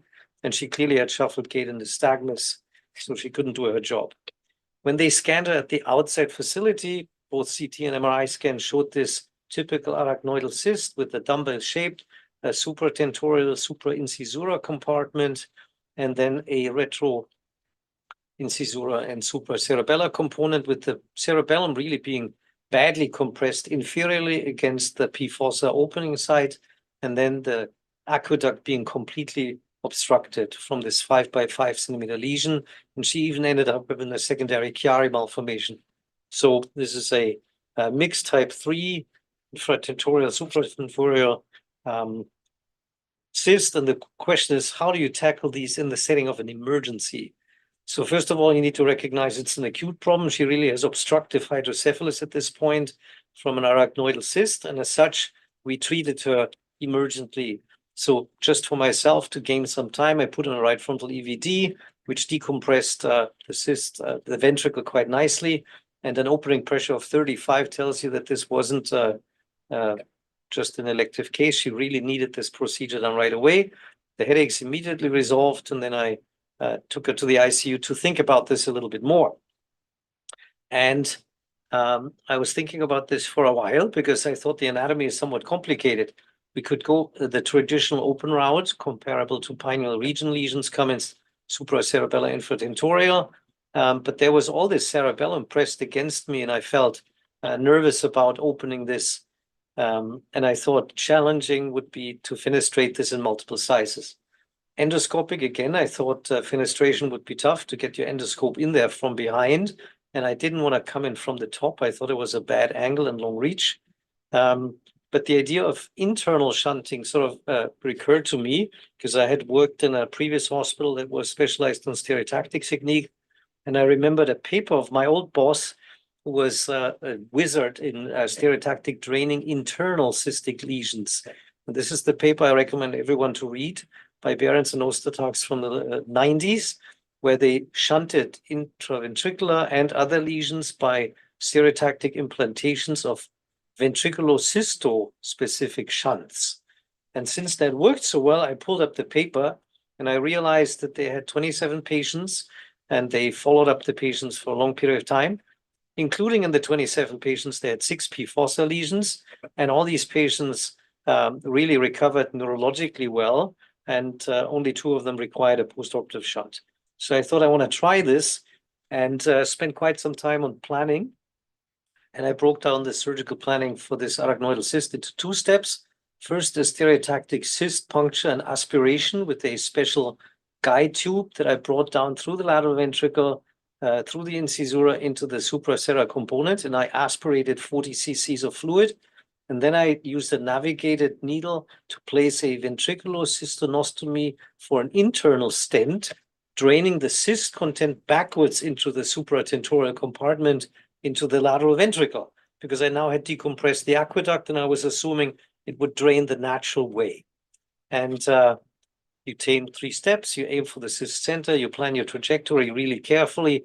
And if you pick a perfect trajectory, it's really not a difficult case, although we usually shy away from long catheters in this. And this is what happened. The post-surgical involution of the cyst was already from presentation. Post-op day 13, the cyst was volumetrically speaking half the size. The catheter was entering and going through the ventricle and had nicely drained this. And 18 months later, the cyst was essentially disappeared. So a really smart, minimal invasive half-hour procedure after 2 hours of planning of a patient who doesn't require a shunt valve, but has an internal catheter that drains into natural spaces. So next case, rather similar a few years later, was this 55-year-old gentleman who presented with headaches, blurred vision, and balance difficulties, no incontinence, but had difficulties at work, and also presented with ataxia, dysmetria, and gait instability. So this gentleman had a similar workup in the ER. You see again a supracerebellar cyst that reaches slightly above the tentorium. It's level towards the left side, reaches into the incisura. But I felt that the incisura was very narrow and the vasculature in between was hard for me to reach from the top down. And I noticed that there was one compartment where the cyst reached just the torcular. So I felt, well, I see same preoperative compression of the cerebellum, but there was no occlusion yet. So I didn't need to put an emergent EVD in him. I said, I'm going to try this in a more traditional way. DWI was done to rule out that this wasn't an epidermoid. So this gentleman we took to the OR and we did a minimal sit, which was really a quarter-size lesion. So think about a 1.5 by 2 centimeter opening in the midline, right under the torcular, just big enough to thread a catheter in there. And I drained the catheter from the cyst internal side to the subarachnoid space into the ambient cistern. And you can see it run posteriorly and it ends up behind the cerebellum in the lateral cistern, draining this. So I thought this was, again, carefully planned and allowed a minimal supracerebellar infratentorial approach for implantation of the cystocisternal catheter. But since I didn't try to fenestrate anything anteriorly, I didn't have any risk to the superior Vermian veins or the veins of Rosenthal, which are really the anatomical structures at risk in the anterior compartment. So outcome in this case, the patient was out of the hospital post-op day 2 with complete resolution of his neurological symptoms. And my conclusion really is, for certain cases, less surgical invasiveness is more quality of life and lower risk. Executive summary, these arachnoidal cysts are rare congenital fluid-filled compartments in the cisterns. The supracerebellar quadrigeminal location is rare and difficult, and that's why it's worthwhile studying the anatomy really carefully. There's an ongoing debate how to best manage these lesions, and I do agree that surgical treatment should be pursued whenever it's enlarging or the patient is symptomatic. You have all options available. Work with what is working well in your hands. Open microsurgery, endoscopic or minimal invasive techniques, but I hope I was able to show you another minimal invasive technique that is really effective and shows excellent outcomes at minimal risk to the patient. Thank you very much. Thank you, Ek. Beautiful presentation, as useful, beautiful cases. we were informed that Professor Thomas Santarius will not be able to join us. He is still in the war with a long case. So I will invite our colleague, Professor André Brotenius. Please, André, for the conduct of the discussion session. Okay, well, thank you, Igor and Imad. Again, some very good lectures that we have heard. And first of all, two were on approaches, surgical approach. And we all know that surgical approach is more or less applied anatomy. And that we have really seen with what Dr. Gungur said, and Ramesh nicely presented that. Yeah, so maybe let me quickly check here at the Q&A if there are... Pablo, sorry to interrupt. Pablo, I'm not seeing Gungar there. Is he there? I hope he is there. No, you are right. He is not. I saw him in scrub. If he's not there, we'll just move to the next because he won't be able I think maybe he moved to the OR. He was in the scrub. Because he was in scrub. Okay, then we move to the others because I had a few questions, maybe general also to Ramesh. I can already ask Ramesh because the what Gungar was telling about is the approach. He showed linear dural incisions, smaller approach, first opening the cisterna magna, etc. Very, very more or less now common procedures. Although what I remember from my training, posterior fossa was never a craniotomy. It was always removal of the bone completely, nibbling it away, multiple burr holes, because otherwise you make it with a jiggly saw, and that was considered hardly possible with in the posterior fossa. Nowadays, with modern techniques, and I have to say, fortunately, we just replace the bone. Are you considering the same?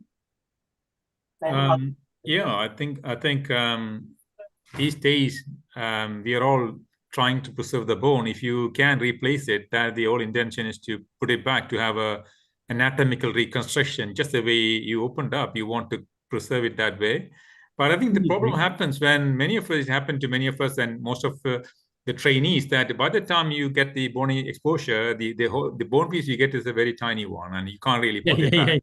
The way to avoid, in my view, is to try and get to the sinus edge at least before you put the bud holes. I think maybe it was Keiki who said, if you, or I can't remember, if you put your holes or start the craniotomy or craniectomy far away from the sinus, you invariably will have to drill a lot of bone. Then your bone flap is not going to reach the edges. So if the closer you are to the edges, initially with your drilling, very careful drilling, or even with careful perforators, then you have a good chance of preserving a good amount of bone. Then you can anchor it back. But even if it is not the case, there is still over the sinuses, there is still no bone left. It still will prevent the muscles of attaching to the dura afterwards.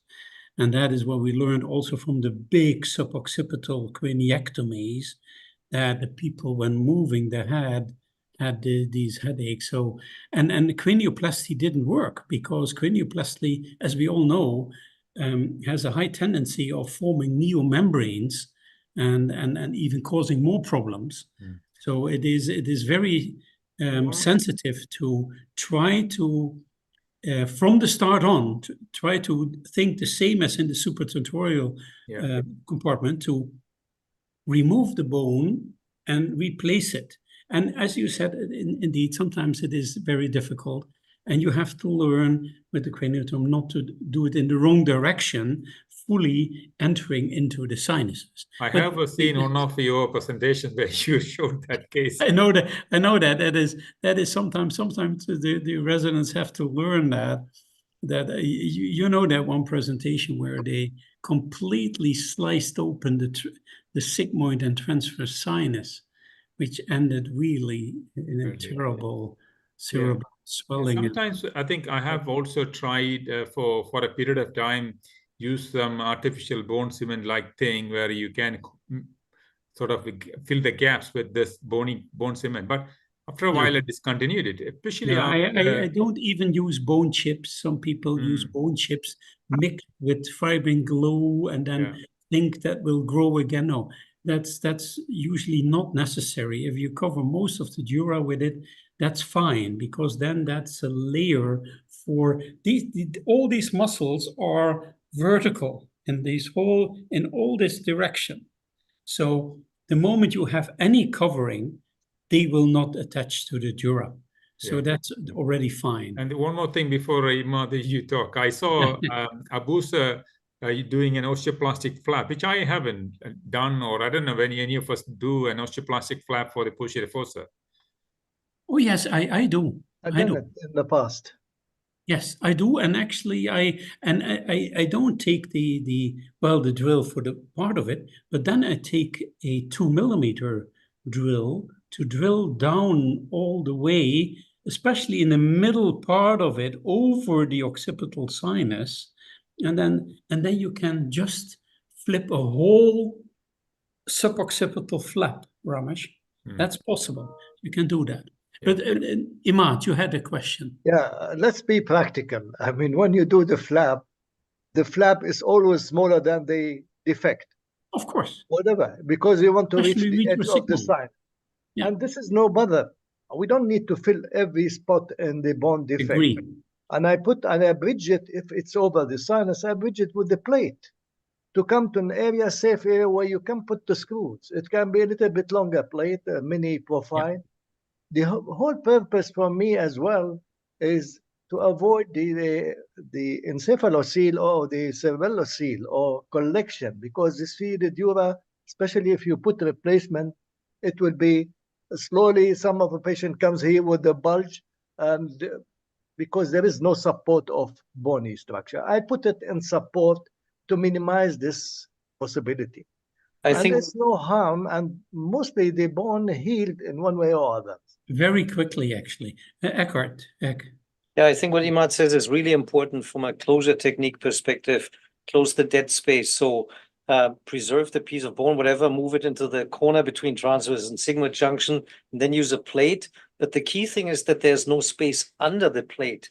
So my preferred closure technique is, always pericranium, never allograft, never onlay, then hydrogel, then Surgicel, then gel foam, then the bone.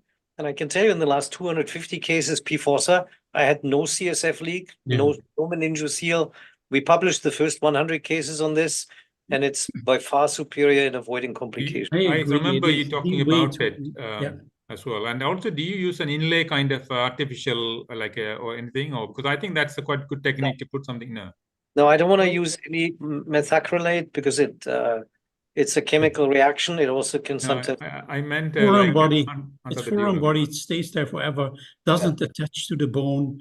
It's with Ramesh, to your lecture, because Gungur is not there. I love to see how you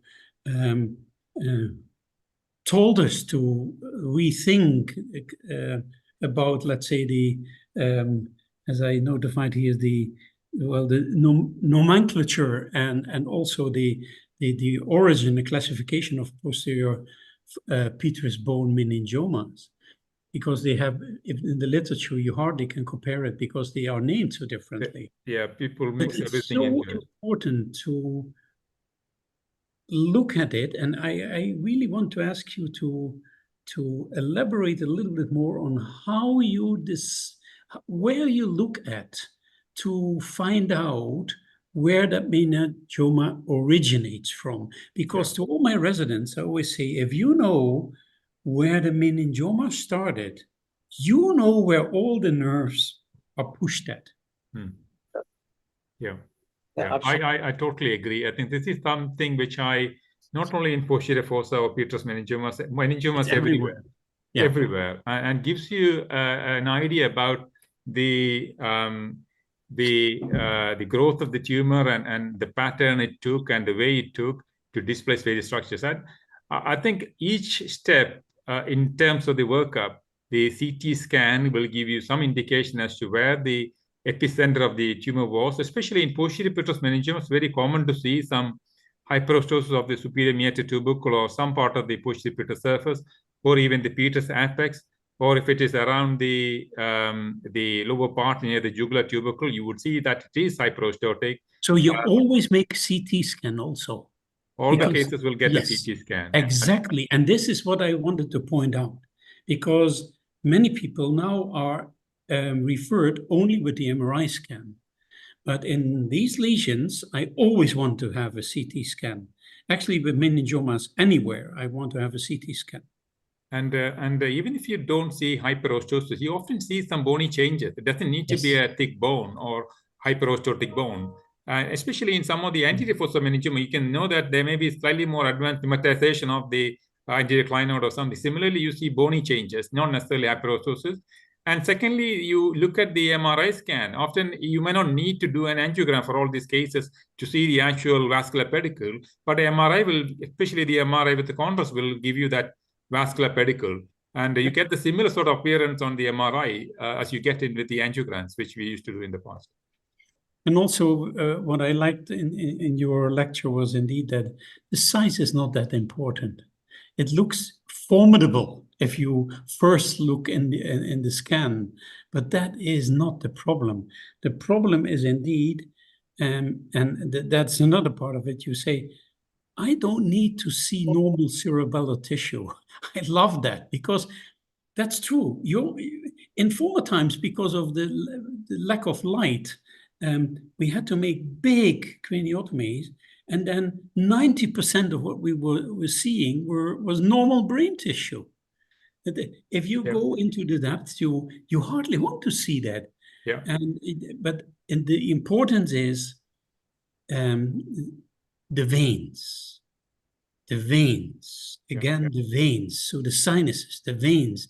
And this is something that, fortunately, the current generation of neurosurgeons appreciate much more than my former generation, that veins are so important in dealing with such kind of tumors. Yeah, I think Imad may want to. Yeah. Again, I like, Ramesh, the classification you put with the drawing. This drawing is fantastic. Yeah. But actually, if you go back, Yeshargil gave that classification, and very specific to show the attachment. Anything medial to the internal acoustic meatus, this is a medial petrosal meningioma. And the other is lateral. Yeah, and whatever is lateral is the lateral, and medial to the Michel's cave, this is becomes petroclival. Okay, so the classification is there, and it was described a long time ago. But I like the drawing you have made. Very nice artistic illustration. Now the other point, most of the supply of these petrosal meningioma coming from the skull base in general. You rarely get the branches from the vertebrobasilar arteries supply. They come from the meninges. If they go high along the tentorium, then perhaps the castenary vessel coming can contribute. That's from the front. And I agree with you with the veins, because that's why when Hakuba initiated that society, he called it meningioma and venous system. He didn't call it meningioma alone. So there is a good reason for this point. The other things, technically, I like what Ramesh is doing and what Ugo is doing with the small incision. This is, again, Professor Yeshargil technique. He used to incise this ahead of time, because if you open immediately widely the meninges, and you have a giant tumor like the one you showed, Ramesh, cerebellum will come out and herniate, and strangulated cerebellum is like a strangulated hernia. It becomes swollen and venous infarction. When you release the CSF from the cisterna magna and the small incision, and you are still supporting the cerebellum with the rest of the meninges, it relieves the pressure, and then you can open nicely the meninges. I like the technique, and I still do it regularly. And Igor, I think is. Thank you. Igor is the next, and Yeah. then we also some questions from the Thank you. audience. Thank you. Yeah, the vascularization of these tumors is usually very rich and complex. You know, we can have ascending pharyngeal, middle meningeal, posterior meningeal from the vertebral, Bernasconi casinati with several branches of the meningohypophyseal trunk. But I would like to come back to this veins history, and you were discussing about the interest of CT scan. CT scans and 3D reconstruction of volumetric acquisitions are so nice to see these relationships between veins, sinuses, and the skull base. Something that you have better in the CT scan than in the MRI is these relationships of bones and vessels, which are excellent landmarks. They will never lie to you, you know. And Ramesh, my question to you concerns this extension to the petroclival fissure. Would you see any, what are your opinion about preoperative endovascular occlusion of the inferior petrosal sinus? So are you asking for preoperative embolization inferior petrosal sinus? Yeah, with coils occlusion when this is still patent. Sure. I mean, I never done that kind of inferior petrosal sinus occlusion for such cases, because I know when I deal with the posterior petrosal meningiomas, the extension to the petroclival fissure or even to onto the clivus is like a secondary attachment. If I know where the tumor grew from, those attachments are not that strong, and the blood supply is also like a secondary parasitization of the blood supply. But in tumors originating from that fissure or more typical petroclival meningioma, they are a different kettle of fish. You need a different strategy to deal with those sort of tumors, and I'm sure there may be a role for inferior petrosal sinus coiling. But sort of enlighten me, why do you need it? Because I never used it. Yeah, it's just for Let's answer this question, because the petroclival meningioma in general, and they might affect the inferior petrosal sinus. But it has been described by many skull-based surgeons, avant-garde to me, that it's very easy to control bleeding from the inferior petrosal sinus by putting the surgery cell or tacotobe, whatever material, rather than to commit yourself for obliteration ahead of time, because you don't know how much is draining laterally. If you are intention to embolize toward the tip of the inferior petrosal sinus, this is a different story. And I think it's overdoing, in my opinion, because in most of the cases, we rarely have major difficulty with the inferior petrosal sinus. Exactly. That's not a surgical issue. But maybe due to the time, let also have some questions from the participants. And I see here, for example, one question to Dr. Kasper about your lecture. With the placement of the valveless tube for the arachnoid CSF shunting, is there any risk of it dislodging? And has it ever happened before? Maybe I didn't say that. So you need to anchor the tube for sure. So the supratentorial tubes are anchored in a Rickham catheter that ends up in the burr hole. So you have a rigid point, or you can use a wet clip and clip it to the dura. In the P fossa, I suture it to the dura so that it cannot move, but it's away from the suture line. So yes, it's a very good question. You need to anchor your catheter, because the cyst will shrink, and you need to have extra holes made inside the cyst and outside the cyst so that there's a continuity of the fluid column. The biggest problem I see in fenestrations in the past was the cyst shrinks, and as the diameter of the cyst decreases, the holes that you made also close, and that's where the failure rate comes from. So with this And therefore the question was, if there is the recurrence, do you then repeat the same procedure, or do you a kind of marsupialization? I've completely given up on marsupializations or any type of cyst wall resection, because that's where your mobility comes from. The cranial nerves in the P fossa could be stuck to the cyst wall, as well as the veins deep to the cyst are the highest risk, right? The midline Vermean vein that sits right behind the tectal plate is big risk, and then the two lateral basal veins of Rosenthal in the cyst wall. So you really want to avoid mucking around there. And I don't touch the brainstem at all anymore. If you have a very superficial arachnoidal cyst, you could marsupialize, just take out half of the cyst wall and drain it to the cisterns or subarachnoid space. And finally, a question on what's the minimum follow-up of arachnoid cyst when you do such procedure? So I don't have a good answer for this one, but what I've done is I treat them like tumors. So first year I scan them at 3 months, and then 6 months later, and then annually for 3 years. And if there's no change, I double the interval each time I don't see a change. But you still see them, and you still ask them to come back, maybe even after 10 years? Imaging? So this woman that I did with the circus artist, Mhm. I was away for 3 years in Canada, and then she Googled me and said, She hey, probably invited you for a circus yes, performance. that would be awesome. The whole family is actually very cool. But I do not have a good answer when to stop following patients sequentially. I think Problem is, I think that for the audience also, you should inform the patients that whatever we do is not really a cure, but a treatment.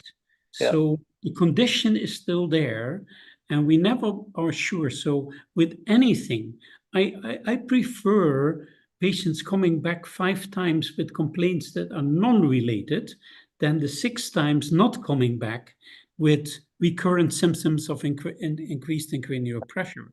So that's the point. But usually after 5 years, I say, whenever you do not feel well, if you have any doubt about anything, about any symptom, not the swelling of your great toe, but anything that is neurological. Yes, then please be in touch. That's the point. That's we should do. Because I learned it the hard way. With we all do, right? We all did, yeah.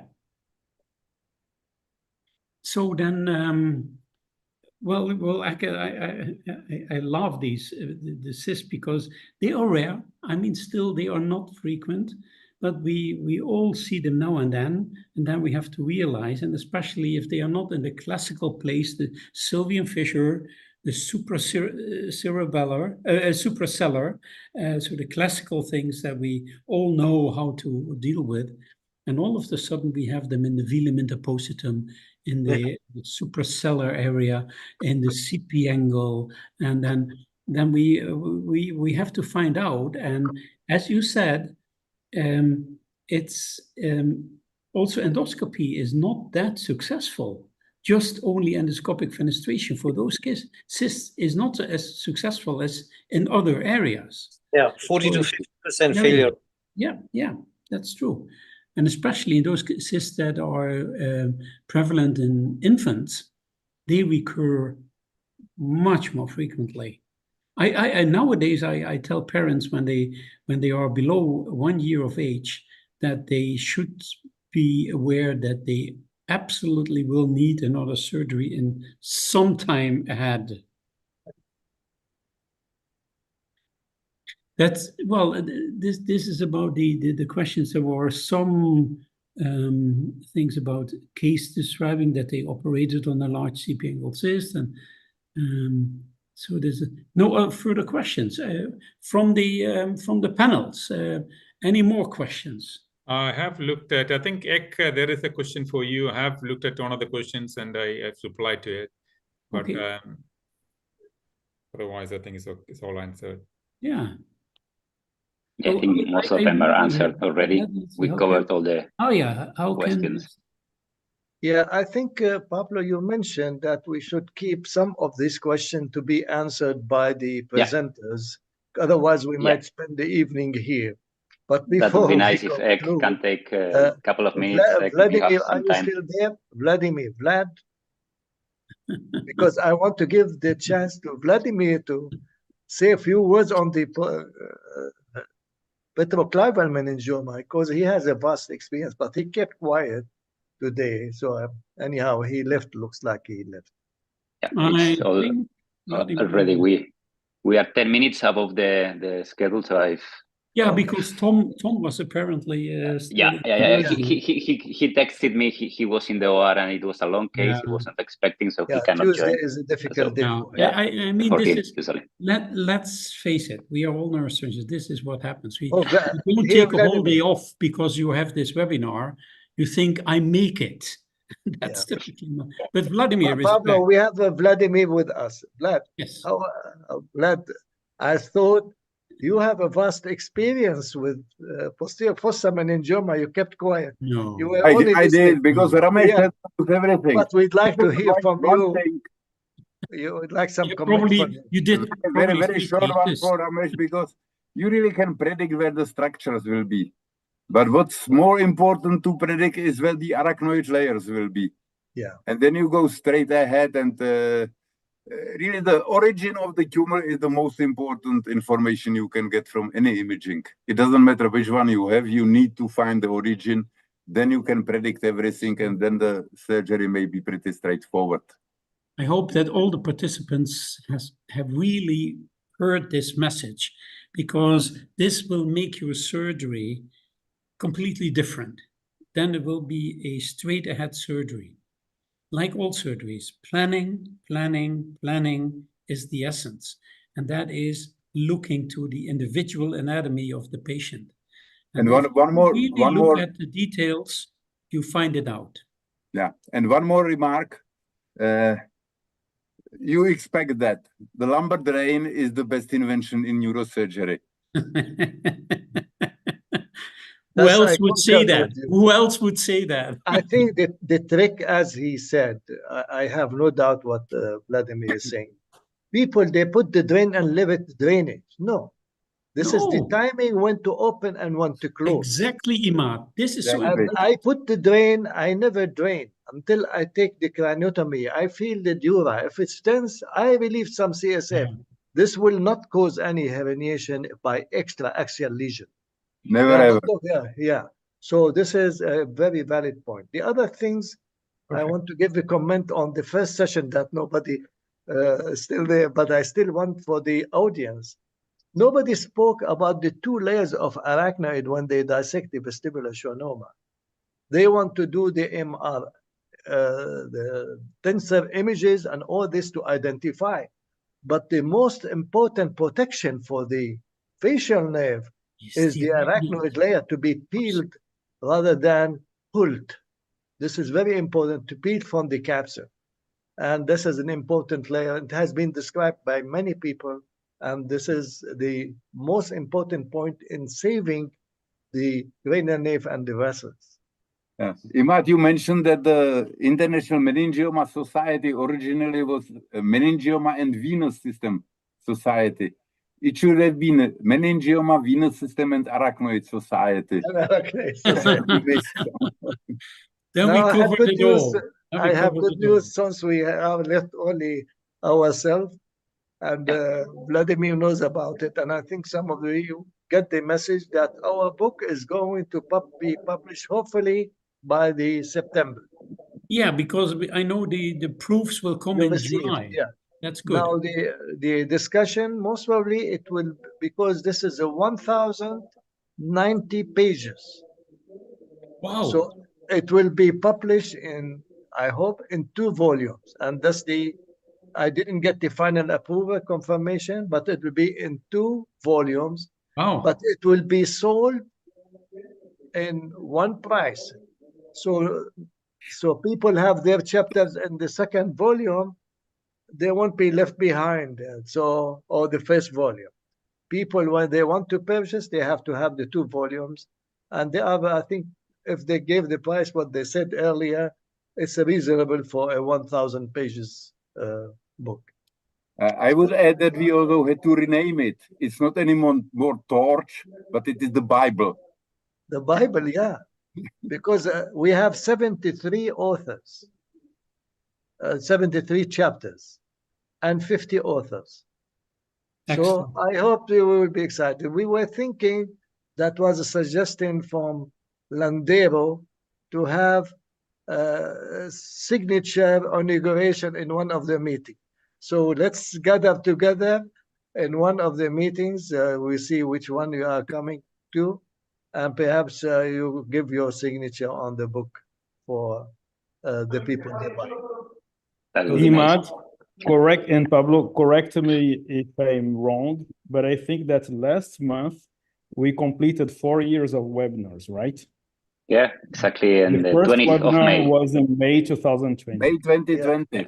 May 20th, Oh. the 20th of May, indeed.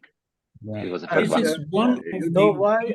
Thanks to the corona. Yes, the COVID has one big advantage. That is that we continue doing these educational webinars, and I already told them, and they will continue.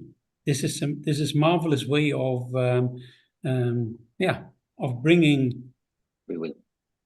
As I told you a while ago, you probably will remember that there were 60,000 hits on our YouTube library. But it's a year ago. Someone probably should count it again. How many openings? I will, Vladimir. Thank you for the extra duty. I will take care of Of that. course. I was not thinking about you, of course. Okay, so Okay, I think we have Imad, to- Igor, I have Ramesh, to go. Thank you. Vlad, Very good. Andre. You guys. Hello, Great. Imad, Vlad. Thank you very Thank much. you so much.